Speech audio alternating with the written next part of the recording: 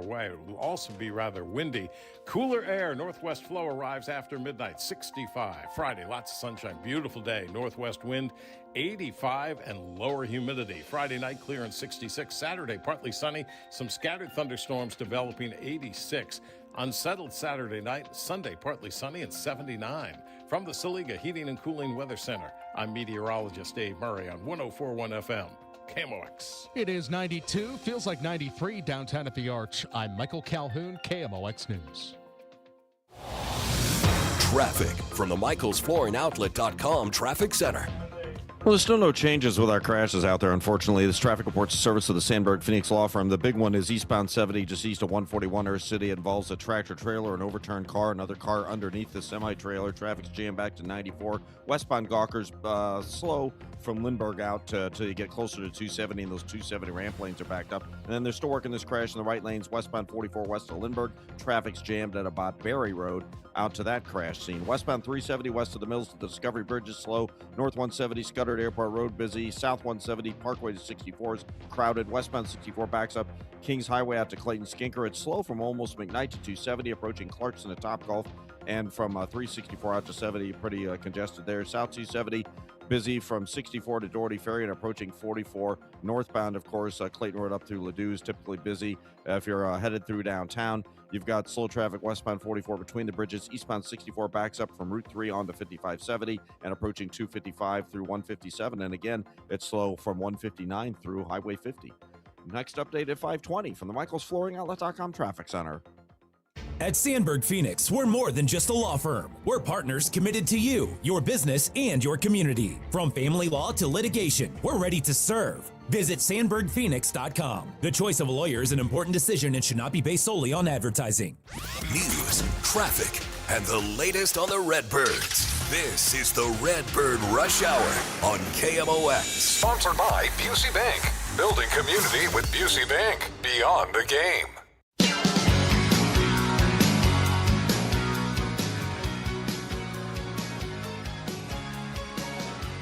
All right, guys, welcome in. Boy, it's the first time we got to do this since Monday. Yeah, that's what happens when the Cardinals are East out Coast games. Yeah, so we got a chance to do a little Redbird Rush Hour here on a Thursday. Matt Pauley, Kevin Wheeler with you here. The three of us will be back here tomorrow because they're on Central Time tomorrow playing in Minnesota. So we'll have a normal show tomorrow, right? Yes. It's not an early national TV game or anything like that? No, it's a 7:10 tomorrow, so Okay. 6:15 All right, for pregame. Good. That's what I thought. That's what I remembered on there, but then I go, oh, no, it's not one of those Friday Apple ones that might start early or anything like that. No. The next week is a Friday Apple game when they're in Kansas City, but it's still, I think it's Still 5 minutes normal? later. I think it's 7:15 for the first pitch, yeah. Nice. Well, I can enjoy that. That's a good deal. It's a good deal. Well, good series in New York. I mean, not perfect. You know, you would love to have walked away with a sweep today, especially when you had a lead in the middle of the game, but I don't think we should be too picky. No. I think taking 2 out of 3 on the road after, a 6 to wrap up a 6-game winning streak, you're all right. Yeah, you would have liked to have seen them score after the second inning today, but not the end of the world. No, I mean, I think the vast majority of what we've seen this week has been really good. We've seen a lengthening of the lineup. Newt was a big factor again today. Home run and a double. Showed some wheels on the double because he hit that ball about 105 miles an hour off the wall and didn't have a whole lot of time to get to second base, but he got there and he was moving pretty good. The top 4 in the order, dominant in New York. Absolutely dominant. Those guys, I mean, I think for yesterday's game, they were like 7 for 13 with 2 walks. And, obviously Walker homered. Herrera just kept getting on base. Herrera was on base. Yeah. Weatherhold had a 3-hit game. Yeah. So the top 4 remains a force now that it's back together again, right? Because JJ missed some time last weekend. They occasionally giving guys rest here and there. But now with those 4 kind of in place and Newt really slotting nicely into that 5th spot in a dual purpose, right? Because he's got the bat and the power to drive in runs, and you've got 4 guys in front of him that are getting on base. And a little protection for Walker. Well, a little protection for Walker from the left side. And he's also kind of like a second leadoff guy because he'll get on base for the guys that are behind him in the order. Yeah, that next group, which is looking better itself. I mean, You had Jimmy Crooks with a home run today. Hit another ball hard. Another ball that could have been a home run that was deep to left center field. Yeah, John Camp told me, he looked it up, that ball that he hit later that would have been a home run in 8 Major League ballparks. Right. I mean, it was smoked is the point. You had Nathan Church, 3 hits in his first game back on Tuesday, and obviously contributing regularly there as well. There was one misplay in the outfield by Church. Was it last night? Him and Velasquez. Yeah, they kind of miscommunicated. But I mean, that's the center fielder's ball. Velasquez isn't getting there. I would agree, but it ended up not hurting the team. No, that was fine. Right? Yeah, not the end of the world. And but just sidebar on that. That's what we talk about when we're talking about like defensive plays that someone would make versus somebody not making. Yeah. And how we overvalue that sometimes. Yeah. That's a great example. Right. Victor Scott probably makes that play, but did it matter? Didn't matter. Right. It's a play that was not made that had 0 impact. Right. So, and sometimes it will impact it. Sure. But there are most often, it's just the missed plays are not going to happen in a situation where it's going to cost you. Those plays happen, but they don't always happen in the most meaningful spots. Right. And, now when we look at where this team is, it's, again, almost identical to where they were last year on this date. You and I talked about this yesterday on DGS. Went a little back and forth. I don't think it was what I would call an argument, but we were certainly debating two sides of whether or not this all changes what you are in a month, right? Or actually, maybe better yet, 6 weeks. Because in a month, you're still 2 weeks away from the trade deadline. Yeah. Or maybe 3, actually, right? Even a month from now, you're still 3 weeks away from the trade deadline because it's in August this year. It's like August 4th or something like that. Is that far back? Yeah, okay. Yeah. So either way, let's call it 6 weeks. When you get to deadline time, what are you? Well, let's talk about what can change, okay? Because what we were talking about yesterday, if you guys missed DGS, was whether or not Dustin May is going to be a trade candidate at the deadline. He's on a contract that's going to expire. It's a mutual option. The likelihood that both sides pick that up is kind of small. Typically, mutual options don't get picked up. Yeah, it was put in there just as a mechanism to create a buyout. Right. That's right. That's exactly what it is, and yeah. it's a $500,000 buyout, right. So it gets him $13 million for this year, one way or the other. So when you're looking at this, though, what we were talking about was simple. If you're in this position in 6 weeks, which means you're in the top wild card spot, or let's call it you're in a wild card spot, you don't fall out. You're there. It would be really tough to trade a guy that's been your best pitcher since his second start. But what are the scenarios that we can foresee on either side of this argument? In other words, what's the best case and the worst case for the Cardinals over the next 6 weeks in terms of what can go right and what can go wrong? Which one do you want to start with? Because that's going to determine what the play is. I don't think they've decided now. I don't think they're going to predetermine what their deadline plans are. I think it's going to be largely about what the record looks like, how the team is playing, and then what the rest of the National League looks like at that time. Yeah, and that's why the buy-or-sell discussion right now has no interest to me because it's just too soon. Right. And the answer is going to be dependent upon it's all where about they're the next at 6 that weeks. Point. But trying to be predictive in, is this thing going to continue to go down this path, or is it going to make an unfortunate left turn? I think that is an interesting conversation because you can argue either side. So I think the more fun conversation right now is why it can continue to go down this path. So let's start with that, and then in the next segment we can talk about what can go wrong. Because you made a really good point yesterday that this is the same record that they had last year at this time. So we know what happened last year. We know what happened between this time and the deadline last year. So clearly a collapse is possible, right? Clearly this team could go that route. So what does that look like? That's coming up next. What's the better argument for that staying this way? What are the arguments that, hey, not only is this maybe going to stay this way, but there's room for it to be better? Well, the first thing for me, and again, it's kind of comparing it to last year, of why is what happened last year not going to happen this year, right, when their record is basically what it was at this point last year. And for me, the easiest thing to point to is Eric Fetty's not on this team. Miles Michaelis isn't on this team. Right. And 2025 Andre Palante isn't on this team. Right. If, we played the game so often last year, if you would have pulled Fetty out of the rotation earlier and just gone to McGreevy, how many more wins would have they had? Well, and it might have been just a few, but a few changes the dynamic. Yeah, all of a sudden there's the Cincinnati Reds getting into that final wild card spot, and not the Reds potentially. If you would have done that would have been a possibility. So for me, the easiest thing to say is this is a better team, And the things that were holding last year's team down, I don't think they're there this year. Well, they're not. I mean, like, to me, you're totally right about the different makeup of the pitching staff. But as we'll get into in a little bit, there are potholes that could come up with this rotation. We're not there now, sure, but there are possible potholes there. But to me, the biggest... I'm sorry, but we are, with like Liberatore and Leahy, we are there. We've seen those potholes with those guys. Right. But I mean, we just haven't seen it across the board. We haven't seen it for like 30 starts like we did last year with Michaelis and Fetty, but 6 weeks can change a lot of things. To me, the difference is twofold. The biggest difference is twofold. You did not have a 40 home run player on your team last year. You did not. And right now, that's what Jordan Walker is trending toward being. Will he do it? No idea. But he is far and away better than any hitter you had on your roster last year. At this date. Again, we're doing the, at this date, 2 years compared, right? 2025 to 2026. You didn't. Your highest home run total for the season last year was 20. He's got 17 in mid-June. Yeah, so you didn't have that presence in your lineup last year. He's on a plus 40 pace, and Alec Burleson with 11 right now, he's on a pace to be in the neighborhood of 30. Yeah. And so you didn't. Yeah, he had 18 all of last year, and he's on pace for close to 30, maybe 27 or whatever. Right. But yeah. But you didn't have a 30 home run guy last year, and it is not out of the realm of possibility that you have two. If Burleson keeps up the binge that he's on right now, he's going to be on that 30 home run pace before we know it. Yeah. So that's a huge deal for this team. The fact that they do have, and then you look at that next group, the Weatherholts and the Herreras of the world, who probably are going to get you to 20 to 25, and you would have liked that to be more for Herrera. He just hasn't, hit the home runs this year, but he's done other things. But the individuals who can put up more home runs than your number one home run hitter last year is a very notable thing. Yeah, I think that's the point. Right now, you're on pace to have 4 or 5 guys out homer your home run leader last year.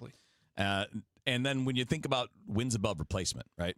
Last year, your leader in wins above replacement was Brendan Donovan at 2.7 WAR.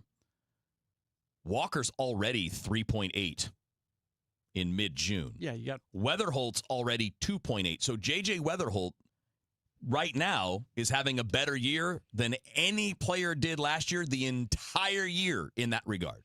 And the nice thing about WAR is it includes defense, base running, offense. It's the whole deal. It's not just one thing, although offense probably weights it more than anything else. So, yeah, I think it's very clear that the top of your roster is better than it was last year by a lot. That's to me, that and your depth is better. So now look at what your lineup is looking like with Newt back, with Crooks in the lineup, with Church there, with Velasquez coming off the bench. You didn't have a power bat on the bench last year. Not. You didn't. I mean, we didn't have that 2 weeks ago. When was the last time they did have that? The other argument for why this team might even be better than its current record is what Bernie has outlined a million times. Up until 2 weeks ago, your 5 through 9 in the order were the worst in baseball second worst, only ahead of the Rockies. Well, it's better than that now. This team could actually be better than their current record. Is that a guarantee? No, it's not. Of course not. And we'll talk about why it's not in the next segment. But that's a rational argument. That's not emotional. That's not wishful thinking. It's very likely that from now until the end of the year, 5 through 9 will be significantly better than it was from opening day until now. Yeah, look, they're not going to keep winning 6 in a row, losing 1, winning 6 in a row. That's like that's not what it's going to be. But it is not a coincidence. It's not even close to a coincidence. It's an obvious one domino pushing down another. Yeah. Cardinals made roster moves. They upgraded the roster, and their winning percentage since has been incredible. And the other big difference that is compared to last year in favor of getting better is you also have more players coming. Baez is close. Quinn Matthews in his last 3 starts is 16 innings, 1 earned run, 12 base runners with 23 strikeouts. If he keeps that up for another month, he's a factor here. He should be. Yes. He should be. So the point is that not only are you better now and deeper now, but you actually have potentially more help coming in the very short term. So that's the plus side. What could go wrong is what we're going to talk about next. Matt Pauley, Kevin Wheeler with you here on Redbird Rush Hour. For the last 33 years, you've discovered that at Banner Construction, we pride ourselves on quality craftsmanship. We believe the single most important decision homeowners must make when considering an exterior restoration project is who do you hire. At Banner, we provide well-engineered, meaningful, long-term solutions to transform your home into the pride of the neighborhood. Let us help you fall in love with your home all over again. Call or visit bannerconstruction.com and have a banner day. Traffic from the MichaelsFlooringOutlet.com Traffic Center. Well, they're still working our two big wrecks out there. This traffic reports the service of Overhead Door Company of St. Louis. Still have the one eastbound 70 just east of Earth City 141. Only the right lane's open. Traffic's a solid jam at 94. Westbound Gawker's slow from Cypress and coming off the 270 ramps. And then the other crash, westbound 44 west of Lindbergh, two right lanes still blocked. It's a solid jam at Elm past that one. Other delays, there's slow traffic westbound 370 west of the Mills out to the Discovery Bridge, northbound 170 north of Natural Bridge up to Airport Road, slow. South 170 backs up at the Parkway. Westbound 64 Kings Highway out to McCausland, McKnight out to about Spady, Clarkson to Topgolf, and 364 out to 70 busy. Westbound 370 or 364, west of Youngerman through Mid Rivers, slow traffic there. Southbound 270 south of 364 to Ladue. Both ways between Ladue and Manchester heavy, but the southbound stuff goes past Doherty Ferry. If you're on downtown runs, eastbound 64 is a little bit better, but still slow. Barack Obama Avenue over to 70, a little slow east of 255 through 157. Call Overhead Door Company of St. Louis for their 26-point tune-up. It's one price for up to 3 garage doors and openers. Always look for the genuine, the original Red Ribbon door of Overhead Door Company of St. Louis. Schedule online at overheaddoorsstlouis.com. I'm Roger Brand in the MichaelsFlooringOutlet.com Traffic Center. Now, back to the Redbird Rush Hour on KMOX. Sponsored by Busey Bank. Building community with Busey Bank. Beyond the game. All right, it's Redbird Rush Hour here on KMOX. Matt Pauley, Kevin Wheeler with you here till 6 o'clock. Cardinals will take on the Twins in Minnesota starting tomorrow night. Another opportunity to win a series, man, because Minnesota's not very good. They are not. I don't know if you've seen their lineup, but it's Byron Buxton and just a bunch of guys. Yeah, I mean, they'll face a good pitcher tomorrow night. Yeah, when Joe they've got Ryan's Joe good. Ryan. Yep. But I don't know much about their Saturday starter and Connor Prelip and then Taj Bradley. Connor Prelip is formerly a high-end prospect, had a lot of arm injuries, but he's like hard-throwing lefty, like mid to upper 90s. +5 ERA. Yeah, he's wild. I love the Cardinals lineup against lefties right now. I know, it's getting so there, and that's another case for our last segment, which is what is the case for them being even better the rest of the way than they have been to this point? That would be another one. You actually have weapons against left-handers and a lineup that looks better against lefties with Velasquez and Fermin getting time. Yeah, I mean those have been landmines. Not even counting Arias either. Those are landmine games in the past for the Cardinals. They just couldn't do anything against lefties, and now it's like bring the lefties on. They can handle it a lot better than they could a year ago at this time. All right, now let's turn the page because we know, but we both talked about this. You can make this argument in either direction pretty easily. Well, because we're trying to just paint the picture for what their deadline decision-making could be, and certainly that could be trade-away players. It could be minor ads. I think we agree, no big ads. I don't see them trading real prospects for a big player. I don't see that happening. I don't either. Just because it's a bit early, but I can absolutely see them standing pat or making minor adjustments, minor ads, bench bat, bullpen arms always make sense. Look, there's the team's attendance has gone up. Yeah. We talked about it the other day. Yeah. They got 3,000 to 5,000 more people at that last series per game than they were even expecting going into the weekend. Yeah. So that is absolute found money. Yeah. If they're at a point where they're going into the trade deadline and some team wants to do a salary dump on a veteran that's in the last year of his contract and you got to add payroll to do it, maybe at third base or something. Yeah. That opens up that door because there is some more found money this year. Absolutely. Yeah. All right. So the argument, though, the other side, this is basically, okay, this is what could lead you to still sell at the deadline as opposed to holding pat or maybe making minor ads. There's so many. I mean, it's not hard to see where it could go off the rails, right? Where would you start? Pitching. Yeah. Starting pitching specifically. Yeah. There's not the swing and miss that you want. And that can come back to bite you. Yeah, the one guy with the big stuff is May. Yeah.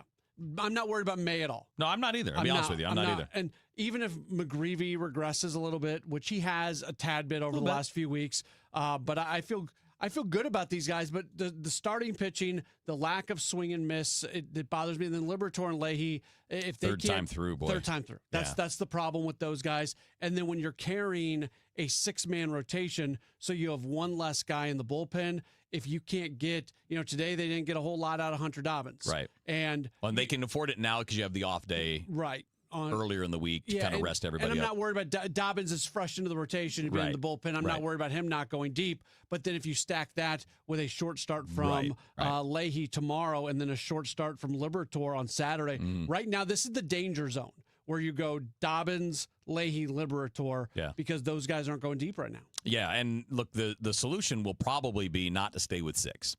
It would probably be to put Dobbins back in that long relief role because you do have 2 guys that aren't getting deep, which leaves him very useful as a long reliever, right? Because depending on the score of the game and the circumstance, you could either go all in with your full bullpen, right? Let's say you're up 3-1 and your starter Leahy or Liberatore, they need to come out in the 5th. You're getting a third time through, they're in danger, you go get them. All right, you're managing a 2-run lead, we can go one way. You're managing a 5-run lead or you're managing a deficit, you can go to Dobbins. Dobbins can be the guy that then eats up those innings and saves the rest of the pen.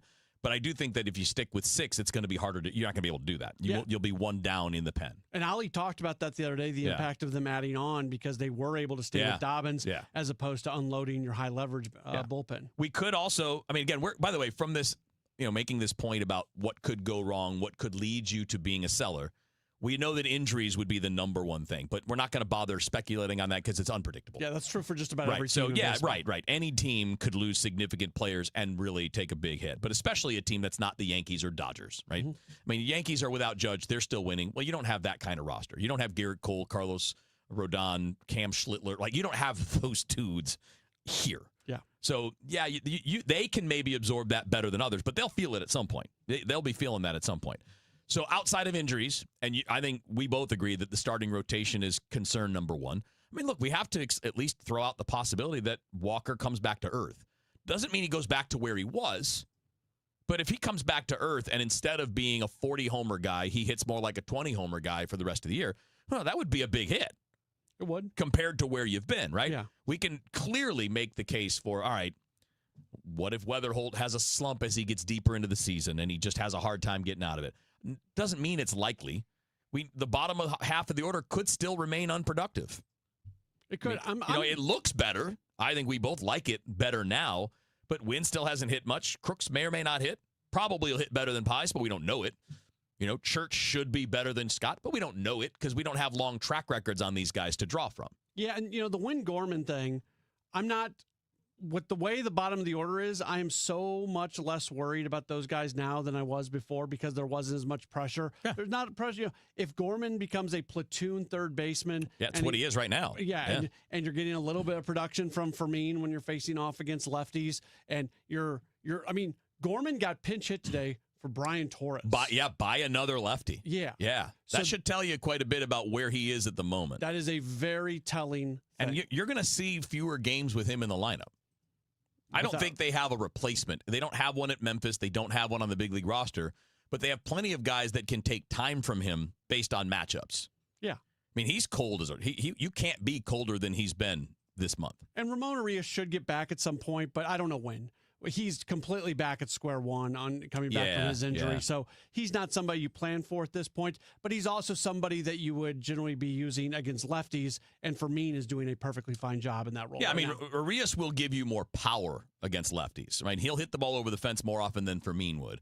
But, again, he's a ways off now because it sounds like he had the same thing with his left elbow that was bothering his right elbow, and it just popped up during his rehab assignment. So that's a little bit concerning. I mentioned Gorman, in the month of June, Gorman's 1 for 17. With a home run. Yeah. With 9 strikeouts in 17 at-bats. 9 strikeouts in, I think it's 21 plate appearances. That's a high number. So, you're going to see less of him. They don't have a replacement. Stop bringing up Blaze Jordan. I don't think that's a realistic option for the time being. Maybe they'll change their mind. And if you start to see him playing regularly at third base at Memphis, and I don't mean like once here and there because I think he played there the other day. Yeah. But if you start seeing him play third base 3, 4, 5 times a week, that's a sign. It might be a signal that they're thinking about changing things up a little bit. Yeah, and we'll keep an eye on that for sure. But that is not again, and there's people who really get offended when we talk about this and think that we're trying to push some sort of like we're just watching what the Cardinals are saying. Yeah. I mean, they're telling us with their actions what they're thinking. And look, I'm not trying to be mean. I'm a fan of Blaze. I think he's got a chance to be a really good hitter. He's not a third baseman. He just doesn't move very well. If you saw him in any of the spring training games, you know what I'm talking about. He's built like Alec Burleson. Would you put Alec Burleson at third base if he was right-handed? No. No. It's a similar build, similar athleticism, similar lateral movement. At first, it's fine. At third, it's a whole different ballgame. All right, Matt Pauley, Kevin Wheeler with you here. We're going to talk a little bit about Dustin May, and it's tying into this same theme, right? What if you're in a good position in July and you don't want to trade him? What are your options? We'll talk about that next here on KMOX. At 5:30, sponsored by Michael's Flooring Outlet, the flooring experts, michaelsflooringoutlet.com. We've got windy conditions. It's 91 degrees downtown at the Arch. Missouri could go broke by the middle of next year unless drastic changes are made to the way the state spends money. State Auditor Scott Fitzpatrick tells MissouriNet the state is on track to spend $2 billion more than it collects in revenues per year. So that's a $2 billion problem that exists at this moment that is going to have to be corrected in the next, say, 17, 16 months, something like that, before the state completely runs out of money at the current level of burn or cash burn that's been taking place. Fitzpatrick recommends Governor Mike Kehoe veto portions of the new state budget that's set to begin July 1st, as well as vetoing other bills that come with a high price tag. A spokesperson for the governor says a thorough review of the state budget is underway. The developer allegedly pushed out of the $500 million Oasis project at the Lake of the Ozarks is fighting back. Jeff Tegethoff says his Chapter 11 bankruptcy filing is a reorganization, not a collapse, and that despite what his partners have said publicly, he is still legally a developer on the hotel, conference center, and water park portions of the project.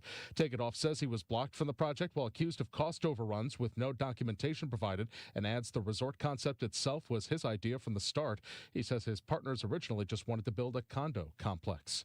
After months of preparations and years of planning, the U.S., Canada, Mexico 2026 FIFA World Cup is here. There are events at all of the host cities across North America. LA's a host city. It's hosting tomorrow, but the crowds are out today in large part to support Team Mexico. We know there's a huge Mexican-American population here in LA.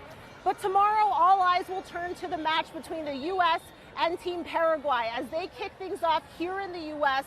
at what is expected to be an exciting tournament from beginning to end. Christiane Cordero, ABC News, Los Angeles. Memphis, Tennessee city council members are openly asking whether their city needs minor league baseball anymore. I've been to many Redbirds games. I was there in '97, but guys, the world has changed. I was 30 years ago. I'm sorry. People are playing pickleball. They're not going to baseball games. They're sure as heck not going to minor league games. Memphis Councilman Chase Carlisle. The question came up this week when AutoZone Park asked for $5 million for renovations and repairs to keep the Cardinals' AAA affiliate in town there. Carlisle says he thinks the $5 million could explore new uses for the facility. Councilman Edmund Ford Sr. pushed back. Baseball, hot dog, apple pie, and a Chevrolet. If I got all of them, I'm a happy camper. I'm through with it. Y'all can do what you want to do, but please, y'all quit being foolish around here. The council voted to hold on the Redbirds' request. They'll take it up again in 2 weeks. From the Salika Heating and Cooling Weather Center for tonight, some strong, possibly severe storms, especially before midnight. Not for everybody in the region. It's going to be cooler with a low of 65. For tomorrow, sunshine, lower humidity, high 85. For tonight, clear sky, 66. For Saturday, sunshine, high 86. Right now, we've got 91 downtown at the Arch. I'm Michael Calhoun, KMOX News.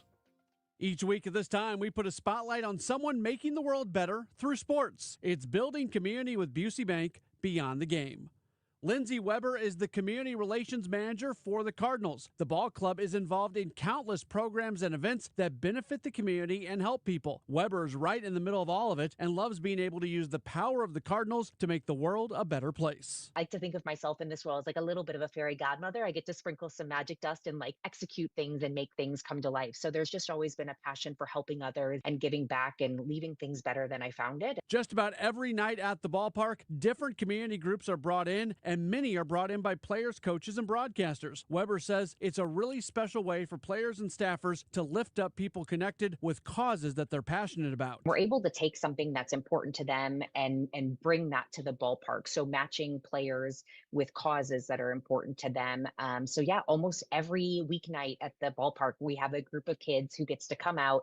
They get a t-shirt, they get a hot dog and soda voucher, they get tickets to the game. And most importantly, they get to meet that player on the field during batting practice and talk to them and get a photo and an autograph. The Cardinals are also very involved in many events put on by other organizations as the team tries to support the St. Louis area in as many ways as possible. When people look to the big events that are happening in St. Louis, they want to see the Cardinals there, and we want to be there. We think about everybody, our fans are our neighbors, and we want to be a good neighbor to our community. So we want to try to be at those events. And I also think about it as my job is to be a mirror to the community. Cardinals Nation, our fan base, gives so much support, love. Think about the Tarps Off section, truly cheering us on every day. My job is to mirror that and be able to reflect and give a little bit back to the community the same way that they cheer for us. So we are able to do that with things like the Coleman Walk. We just had a blood drive. Building community with Busey Bank, beyond the game.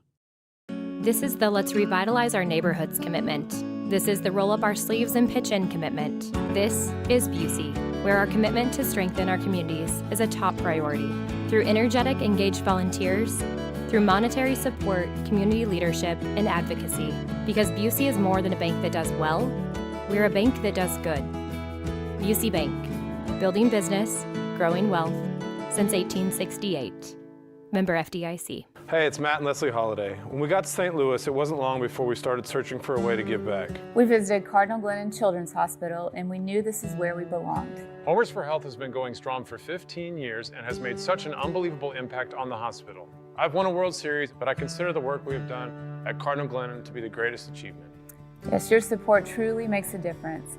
Make your pledge for patients today at homersforhealth.org to benefit the devoted fund. I never thought of myself as the type to settle down. Never knew where the team's next lunch was coming from. But then I met you, Easy Cater. Workplaces everywhere are saying, I do want delicious food at work. And they're ordering from beloved restaurants with Easy Cater. You were reliable. You had great options for every budget, even when marketing ops did keto again. We got through that together. With you, it's just so easy. Easy Cater, will you keep showing up at my workplace forever? Find love at first lunch. Order at easycater.com. This is the story of the one. As a maintenance engineer at a beverage manufacturing plant, he starts his day knowing every line is ready to run because Grainger delivers the industrial-grade products he needs to keep mixers, conveyors, and packaging equipment moving. With Grainger's vast selection of bearings, belts, and motors, he keeps operations running smoothly, so nothing grinds to a halt. Call 1-800-GRAINGER, click Grainger.com, or just stop by. Grainger, for the ones who get it done. I'm John Morgan of Morgan & Morgan. A question I get all the time is how did we become the largest injury firm in the world? We have over 1,000 lawyers in all 50 states and close to 6,000 coworkers. Our call center is on duty 24/7. You can reach us at any time at forthepeople.com. But the real reason is we won a lot. When you visit our website, go to our verdicts and settlements. There you will see what our clients were offered and what they were awarded at trial. All those verdicts help us resolve many cases fairly and early. You see, nothing beats reputation. The insurance industry knows who we are. We even have insurance adjusters call us for representation because they know too. We've made it easy. On your mobile device or computer, go to forthepeople.com and we will get busy. It's that easy. Call today. Morgan & Morgan, for the people. Injured? Dial pound law or visit forthepeople.com for an office near you. Homeowners, a lot of you are worried about one thing when it comes to selling, and that's leaving money on the table. This is Debbie Monterey. I'm with Gloria Liu of Your Home Sold Guaranteed Realty. Gloria, how do you help sellers make sure they're getting top dollar? The reality is, most homes don't sell for what they should. I see it happen all the time. They either price it wrong or they don't create enough demand. But with over 2,400 buyers in my buyers in waiting database and my exclusive pricing strategy, I'm able to offer my seller a 100% market value guarantee. And if I can't get you 100% of your home's market value, I'll pay you the difference. So you don't have to wonder if you left money on the table. You can sell with confidence, knowing you maximize your sale. Make sure you get every dollar for your home. Call St. Louis's real estate expert, Gloria Liu, 314-325-6888, or visit GloriaHasTheBuyers.com. That's GloriaHasTheBuyers.com. Gloria and seller must agree on price and possession date. You know, here in St. Louis, word of mouth still matters, and I'm pretty careful about who I recommend, especially when it comes to something as personal as estate planning. I'm Tom Ackerman. My family has been working with the Lederman Law Firm for over 20 years now, and the reason is simple. They don't just create documents and send you on your way. They help make sure your plan works. Because let's be honest, life changes. Family needs and circumstances change. Laws change. But most estate plans don't change over time as needs, circumstances, and laws change. They're outdated, sitting in a drawer. People assume they're fine, and their plan will work when they need it to work. At the Lederman Law Firm, it's not a one-time transaction. It's an ongoing process. They build a plan to protect your family and your assets, and then for a fixed annual fee, they help keep it up to date as both your life and assets change. Check out the Lederman Law Firm at LedermanLaw.com or give them a call at 314-514-9100. The choice of a lawyer is an important decision and should not be based solely on advertisements. Traffic from the MichaelsFlooringOutlet.com Traffic Center. Well, they've got all lanes back open on eastbound 70, so that's good news. This traffic reports a service of Financial and Tax Strategies. Eastbound 70, though, still is bunched up in pockets west of 94 into Earth City. Westbound still heavy from the Rock Road out in the Earth City area, and those 270 ramps are still backed up. North and south 270 between 64 and Manchester, heavy. Northbound actually jams up. We had a crash near the Clayton Road overpass. It's on the shoulder now. Westbound 64, the Science Center headed out to McCausland's heavy. West of Cave for a brief stretch, and 364 out to 70, still a couple heavy pockets. Eastbound 64 backed up, McKnight to Big Bend. Downtown eastbound 64, east of Barack Obama Avenue over to 70 is the only delay on the interstates for Illinois drivers. Next update at 5:50 from the Overhead Door Company of St. Louis Traffic Center. If your retirement plan is mostly what if and a little fingers crossed, you deserve better answers than that. Check out Wealth and Wisdom Saturdays at 7 a.m. here on KMOX. I'm Gary Goldberg. Call 800-966-1690. It's 5:41 in Mid-America. The time check being brought to you by Paramount Men's Medical Center. Now, back to the Redbird Rush Hour on KMOX. Sponsored by Busey Bank. Building community with Busey Bank. Beyond the game.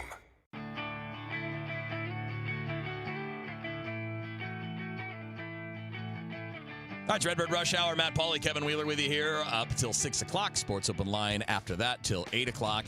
And then back to baseball tomorrow night with the Cardinals and the Twins in Minnesota. Kevin, this music right now that we've got being played just for you, I'm sitting here.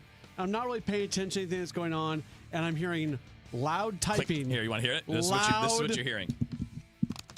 Loud typing, yeah. Like rage typing. Yeah. And I said, Kevin, are you responding to people on the stream? A few of our guys, yeah. That's a strong yes right there. A few of our guys who think that what's happened the last 2 days changes what the team is thinking from the last several months. And also not realizing that the things that we're saying are talking about what the team is doing, not what we think they should do. Sure. There's a difference between those two things. What they're telling us with their actions and what we see ourselves can be different things. I tend to trust what they're telling us either through words or actions, and sometimes it's both, because that's what's going to determine the future, not what any of us think should be the case. I agree. So I tend to focus on what they do and say rather than on what we all think. Yeah, I'm the same way. Yeah. Like, that's why I have no patience for things that aren't real. Yeah. Yeah, we also have the opinion that Walker needs to put in more mileage to be an all-star. Which is a crazy thing. Come on, dude. Literally every guy who covers baseball has Walker as an all-star right now. He can change it. Yeah. He could suck for the next 5 weeks. Well, actually, it's not even that long. When's the all-star game? Mid-July? Yeah. So, yeah, he could be so terrible the next month that he misses it, but that would be really hard to do. There are plenty of players in the history of baseball who had a good half season of baseball is good enough for an all-star. He's gonna be an all-star barring a massive change that we don't like. Literally, and there have been all kinds of stories about it. MLB.com, MLB Network Radio, all these people, they've all been talking about it. He's an easy all-star today. Yes. Could it change? Sure. But there's no sign of it changing that dramatically because every time he's slumped this year, he's bounced back. Yeah, I mean, he's amongst the league leaders in so many categories. He's fine. Yeah, it's really pretty simple. Yeah. Yeah, and, the pushback we keep getting is on the Blaze Jordan stuff. And what we're telling you is look at what the team is doing. If they thought he was better at third base today than what they currently have, he'd be here. Now, they have to create a 40-man spot. You could find a way to do that.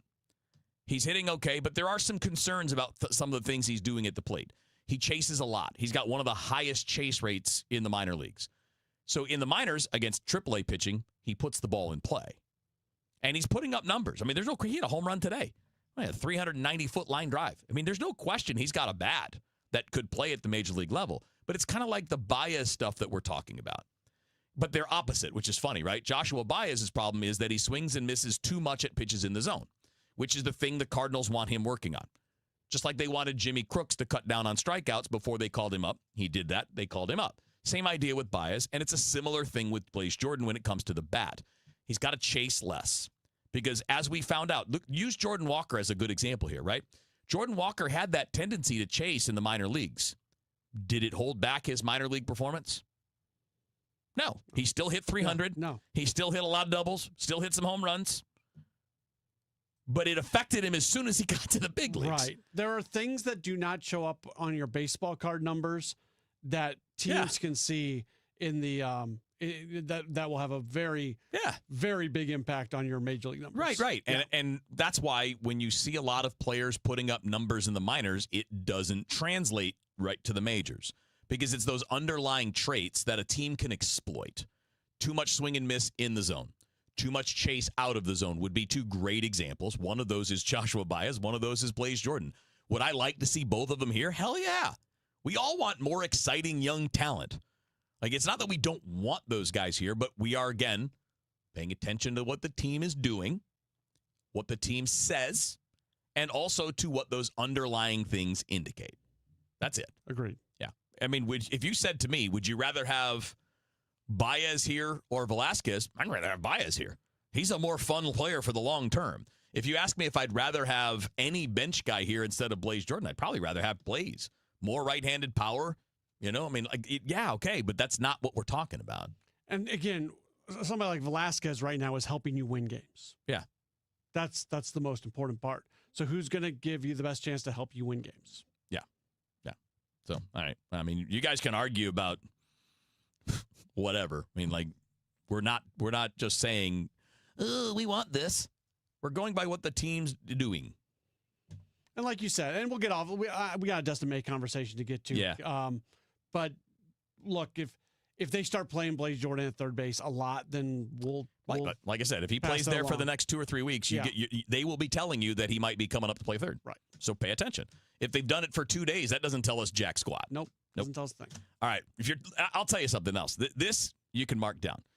If you're looking to sell your home, if you want to get the most money, if you want to have the least amount of stress when selling your home, listen to Gloria Liu. She can get you where you need to be. Gloria Liu with your home sold guaranteed realty has been doing this for more than 20 years, proven systems in place, and sells more than other agents. I mean, it's just that simple. She sells a home every couple of days. Some agents sell a home 4 or 5 times a year. When you have a database with thousands of buyers in waiting and systems in place, and you have upfront written guarantees that will get you what you're looking for, you don't need to call anybody else. Gloria Liu is the call to make. And I mentioned those upfront guarantees. You have 2 choices there, 2 ways that it can go. She'll either sell your home at a price and a time frame acceptable to you, or Gloria will buy your home herself, or she'll sell your home at 100% of market value and pay you the difference. Those are no-lose propositions for you. So if you want the most money with the least amount of hassle, with the best systems in place behind you, then you call Gloria Liu at 314-325-6888. That's 314-325-6888, or just visit GloriaHasTheBuyers.com. And as always, seller and Gloria must agree on price and possession date. Want to make the most of your tax refund? File with TurboTax on Intuit Credit Karma. They help you get your biggest refund, and then we help you do more with it. With a personalized plan designed to help you hit your money goals. Start filing today in the Credit Karma app. Hi, I'm Mark Cantor. The people around here are hardworking people, just like you. And when someone in your family gets hurt in a car wreck, everything can change very fast. That's why having a local lawyer matters. At Cantor Injury Law, we know these towns, these roads, and the people who drive them every day. When you call us, you're calling a local team with boots on the ground, ready to fight for you. you can count on Cantor. CantorInjuryLaw.com. The choice of a lawyer is an important decision and should not be based solely on advertising. Wesley Financial Group is not a law firm. Ask yourself this question. Is it really worth holding on to that timeshare that you know you need to get rid of? Here's the truth. The average maintenance fee just went up over 17%. That could have been 117%, and there's nothing you can do about it. When you buy a timeshare, you give them a blank check for annual maintenance and assessment fees. I'm Chuck McDowell, founder of Wesley Financial Group. For 15 years, I've helped over 50,000 families cancel their timeshare. Not sell it, not transfer it, cancel it. Did you buy a timeshare because they told you it was a great investment and your maintenance fees would never go up? That's a lie. Are you ready to get rid of your timeshare once and for all? Simply call us and I'll send you our timeshare exit kit that explains all your options for cancellation. Call Wesley now for your timeshare exit kit. 800-979-3535. That's 800-979-3535. 800-979-3535. Broadcasting from the Scott Credit Union Studio, 104.1 FM KMOX. Traffic from the MichaelsFlooringOutlet.com Traffic Center. Well, traffic's looking a lot better since we cleared those big crashes. Eastbound 70 is just a little slow east of the Blanchette Bridge into 270 now from the earlier crash. All lanes have been open for 10, 15 minutes, something like that. Westbound 64 Hampton out through Clayton Skinker is still kind of busy. There's a brief slowdown at Topgolf. West to Cape, about midway out to Winghaven, it's slow, and then Lake St. Louis Boulevard out to 70. Eastbound 64 approaching 170 to Big Bend. That's kind of busy. On the Illinois side, eastbound 64, just a couple of slow spots, 3rd Street over to 70, but otherwise the Illinois interstates look good, and so do the rest of the interstates on the Missouri side of the river. Next update at 5:59 from the MichaelsFlooringOutlet.com Traffic Center. After a disaster, emotional recovery takes time. Show Me Hope Missouri is here for you with free, confidential support. Counselors help with stress, coping skills, and connect to resources. If the St. Louis tornado impacted you, visit moshowmehope.org from Missouri Department of Mental Health. It's your captain speaking. To the passenger with the Mirafast soft chews, smart move. No way am I letting travel constipation ruin this trip. Can't blame you. Mirafast works fast, but without the harsh side effects. Since I'm such a smart traveler, can I move to first class? No. Close the curtain, Carol. From the makers of Miralax, new Mirafast soft chews work naturally with your body in as little as 30 minutes to give you a comfortable go on the go. Find Mirafast today at your local retailer. Use as directed for occasional constipation. Contains magnesium hydroxide. Now, back to the Redbird Rush Hour on KMOX. Sponsored by Busey Bank.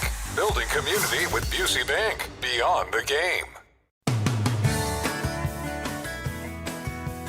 All right, a few minutes left on Redbird Rush Hour. Matt, Pauley, Kevin Wheeler with you here. We're going to talk about Dustin May, which is an interesting thing. So I asked this to you in the office earlier today. I think it's a fun on-air conversation.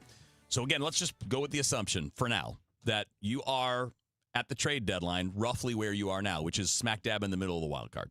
Right now, you're the number one wild card. Let's say you're just in the picture. You're there and you're one of the top 3. You're in it. And you don't want to sell Dustin May because you're in it. What message does it send to the Tarps Off fans? What does it say to your clubhouse if you're in it and you bail on them by trading a guy like that? So in that scenario, if that's how it plays out, and we don't know, do you think about offering him an extension? I would.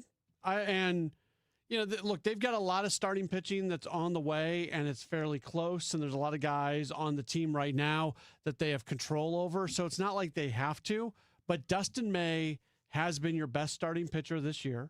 He's the guy who on any given night probably gives you the best chance to win. He's the guy that if you think about winning in the postseason, he's probably built to win a postseason game. He is the pitcher who's built to win a postseason game more than any other pitcher you have. So I would, and just with the fact that there is some uncertainty moving forward with collective bargaining and everything, I would not be against offering him something. I'd probably want it to probably be a 2 or 3 year deal, or maybe 2 years with some type of option connected to it. I think I'd want it to be more than just a 1 year, so he has, for sure a spot to be next season. But yeah, I think keeping Dustin May around would make some sense. Yeah, I mean, ideally you'd want more than a year, but I'd do a year. If you could pitch it to it pretty easily. Okay, when the wheel stops turning after the collective bargaining agreement is hammered out after a long lockout this winter, Do you want to have to figure out where you're going to play in the middle of chaos in a 2-week period before you have to report to spring training? Or do you want a 1-year deal right now that puts you back here for sure when we start playing? And the other side of that is this is a guy who's had a multitude of health issues. Right. Do you want to have access to spring training facilities and things like that as much as possible? Now, once you're locked out, you don't. Right. But when you you're come back, when you're a free agent and everything, you want to have access to those type of things. Now, we don't know. I mean, this is not assuming he wants it. That's not the point. Right. He could still say, no, thank you. I would rather test it. But he's not in line. No matter how this season finishes, he's not going out and getting a 5 or 6 year deal.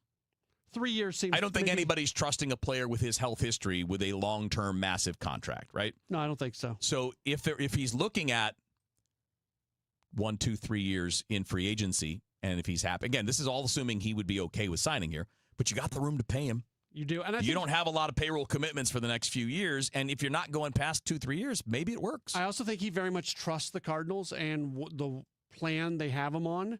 And if that's the case, again, for a guy who's got an injury history, be around people that you trust to give you the best chance to stay healthy. What do you think? We only have 30 seconds. It's got to be like 24, 25 million, right? At least, yeah. AAV. Yeah. So he's at because his current mutual option is 20. 20. Yeah, so it's going to have to be more than that. Has to be more than 20. Yeah. Somewhere 2 years, $50 million. I'd be good with that. Yeah, maybe with an option that's tacked on. Sure. Just to make it more appealing to the player. Yeah. I think it's an interesting concept. And it's something that if I were the player would be more interesting to me under these circumstances with the lockout coming than it would be if it was a normal offseason. Agreed. So maybe there's an opportunity. All right, have fun tonight. Thanks. Sports Open Line with Matt Pauley is coming up after the news on KMOX. Zero Res wants to help clean your home. Big summer savings with 3 rooms clean starting at just $129 and take an additional $100 off your air duct cleaning. Visit ZeroResSTL.com and ask for the DGS special. Considering buying or selling a home? When it comes to the Gelman team with eXp Realty, numbers don't lie. Over 1,500 Google and Zillow 5-star reviews, nearly 6,000 homes, and $2.5 billion in real estate sold. Call 314-336-1991, thegelmanteam.com. This is the story of the one. As a maintenance engineer at a beverage manufacturing plant, he starts his day knowing every line is ready to run because Grainger delivers the industrial-grade products he needs to keep mixers, conveyors, and packaging equipment moving. With Grainger's vast selection of bearings, belts, and motors, he keeps operations running smoothly.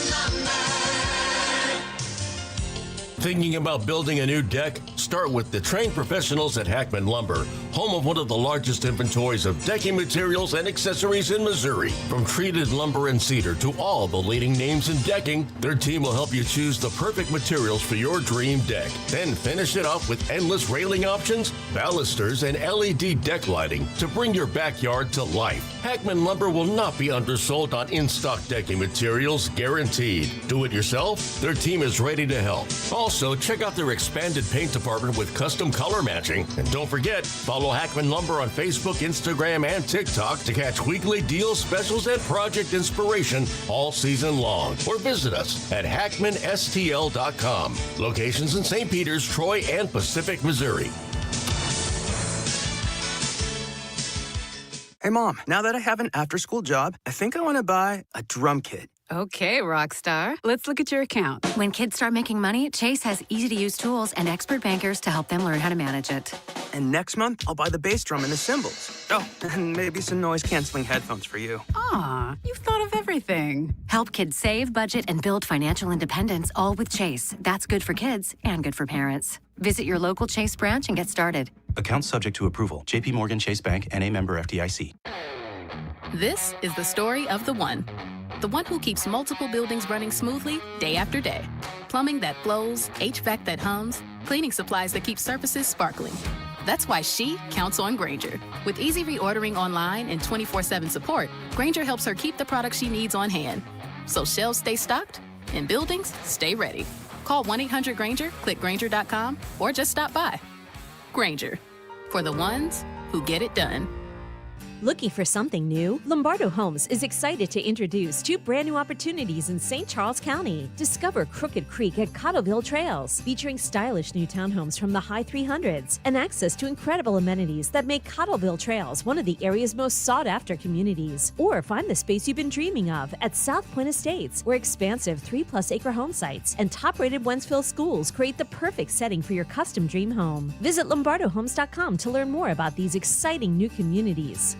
Soccer fans, get ready. Join St. Louis City SC in KMOX June 12th at Lufuse Plaza as the U.S. men's national team kick off their cup run against Paraguay. The party starts at 5 with live music, games, prizes, and plenty of soccer excitement before the 8 o'clock match. Then watch every minute of the action on the massive video screen surrounded by fellow fans. No tickets required. Just bring your USA spirit and be part of an unforgettable night. June 12th, Lufuse Plaza, presented by St. Louis City SC.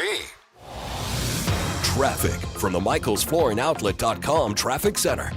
Well, it's an easy-going run out there. We just have a little slow traffic, south 170 down to 64 and eastbound 64, 170 to Big Bend's a little busy. Eastbound 70, Earth City into 270, there's still a little leftover traffic. Westbound 64, slow at Lake St. Louis Boulevard. From the Overhead Door Company of St. Louis Traffic Center. News, talk, cards. KMOX AM St. Louis. KMOX FM Hazelwood. Always live on the free Odyssey app. ABC News, I'm Michelle Franzen. After weeks of stalled talks between the U.S. and Iran and strikes launched by both sides during the ceasefire, President Trump signaling a deal to end the war is close, he says, and could be signed as early as this weekend. ABC's Louis Martinez says we're also learning new details about the terms. So the first details that we've gotten about this deal are coming from Israeli Prime Minister Bibi Netanyahu. But what we are talking about, according to Netanyahu, is the elimination, the removal of Iran's enriched uranium, the dismantling of Iran's uranium enrichment facilities, the limiting of their missile production, and the end to support of Iran's proxies. Following bipartisan criticism over President Trump's acting D&I director Bill Pulte, the president says he's nominating current U.S. attorney and former SEC chair Jay Clayton to oversee the intel agencies. He still has to be confirmed by the Senate. And volatile storms are sweeping across the Midwest tonight. This is ABC News. U.S. weather agencies are warning of more extreme storms in much of the U.S. because an El Nino has formed with warmer than normal sea temperatures. It is a very strong El Nino that has formed in the Pacific Ocean, according to the National Oceanic and Atmospheric Administration, and meteorologists say conditions will strengthen over the next few months with water temperatures rising in the Pacific Ocean. Typically, that means a storm track hones in on Southern California in the winter months, leading to extreme flooding conditions, and the northern half of the U.S. and parts of Alaska are more likely to see warmer than average temperatures and dry conditions in the winter, but each El Nino is different in terms of timing and magnitude. Alex Stone, ABC News, Los Angeles. Dario Amodi, the CEO of Anthropic, one of the biggest artificial intelligence companies in the world, again sounding the alarm on the potential dangers of AI falling into the wrong hands. He also acknowledges growing frustration from younger people, including students who might not feel ready to embrace AI yet. Michelle Franzen, ABC News. At 6:02 right now, we've got sunshine downtown at the Arch and 90 degrees. A severe thunderstorm watch is in effect for the St. Louis metro area until 9 o'clock tonight, with strong to severe storms possible, especially through midnight. Storms will clear out overnight. Friday looks great. We've got the full forecast with Dave Murray coming up. The new chief of the St. Louis County Police Department has been instrumental in developing youth outreach programs.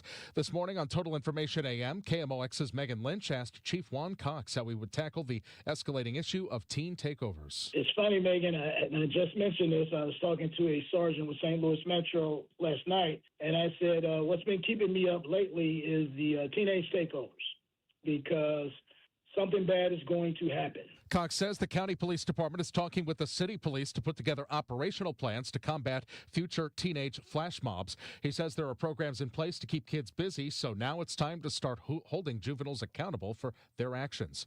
Mayor Kara Spencer signed a bill to raise city civil service employees' wages by at least 3%.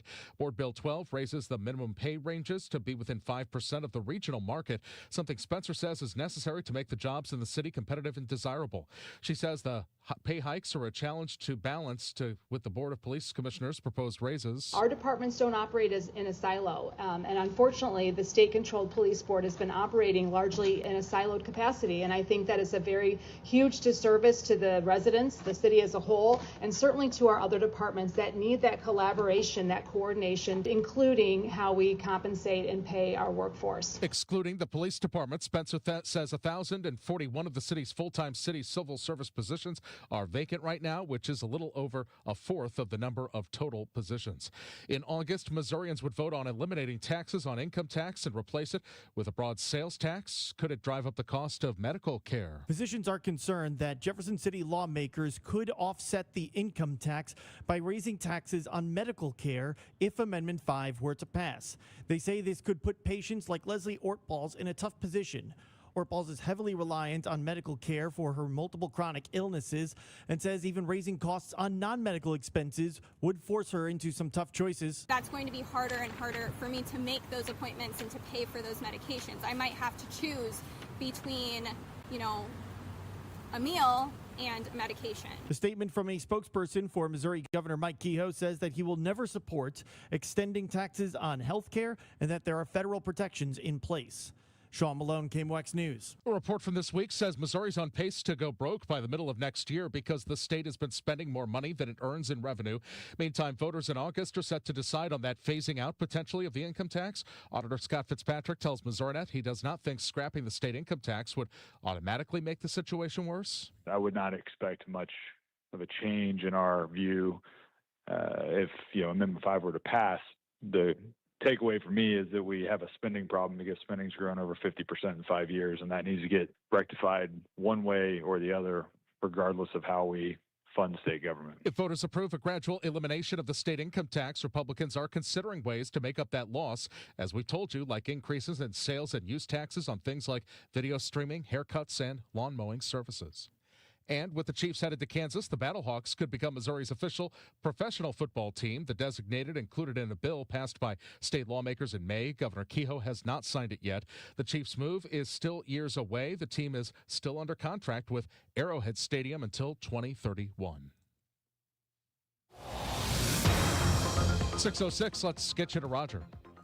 Well, we just got a couple trouble spots to wrap it up, Michael. This traffic report services the Sandberg Phoenix Law Firm. Got a crash, or maybe it's a stall. I can't see it in the jam here, but it's westbound 70 just west of David Hokel Parkway. At least one lane's blocked, obviously, and traffic's jammed back pretty close to Wentzville Parkway. So we want to talk about our USPS Ground Advantage reliable route. Just take the North Service Road, or you can go to the south side, Veterans Memorial Parkway, out to Forestell to get around this jam on westbound 70 right now. Westbound 64 is just kind of slow prospect getting onto westbound 70 out in that area as well. South 170 is a little slow onto eastbound 64, which is slow past the Interbelt. On the Illinois side, eastbound 70 is a little busy at Packers Avenue. And we do have an injury crash, Lindbergh at Gravois. Backups primarily on Gravois, but that intersection, it looks like just to the west of Lindbergh on Gravois is where this crash is. There is a jam. I'm Roger Brand at the Michaels Flooring Outlet.com Traffic Center. Sandberg Phoenix serves your business in litigation, intellectual property, and products liability. We're more than a law firm. We're committed to your success. Learn more at sandbergphoenix.com. The choice of a lawyer is an important decision and should not be based solely on advertising. We have a cool front slowly working down over the St. Louis area as we go through the evening and up to about midnight or so. And that front will kick up the winds from the south ahead, from the northwest behind, and it will bring scattered showers and the possibility of some strong thunderstorms. I don't think that's for everybody. We need to pay attention to the sky as we go through the evening. 65 for the overnight low, so we're going to cool back a little bit as the northwest flow takes over late tonight. Friday, gorgeous. Lots of sunshine and nice. Dropping humidity, 85 for the high. Friday night, clear skies, 66. The weekend, Saturday, partly sunny, though we'll start looking for some more scattered showers and thunderstorms as another cool front moves in. 86 for the high on Saturday. Scattered showers and thunderstorms Saturday night. And Sunday, partly sunny, nothing more than a spot storm. Oh, it is nice on Sunday temperature-wise with a high of 79. Up and down we go. From the Saliga Heating and Cooling Weather Center, I'm meteorologist Dave Murray on 104.1 FM, KMOX. At the moment, we've got winds out of the southwest at 16, gusting to 29. It's 89 degrees. The feels like is 91 downtown at the Arch.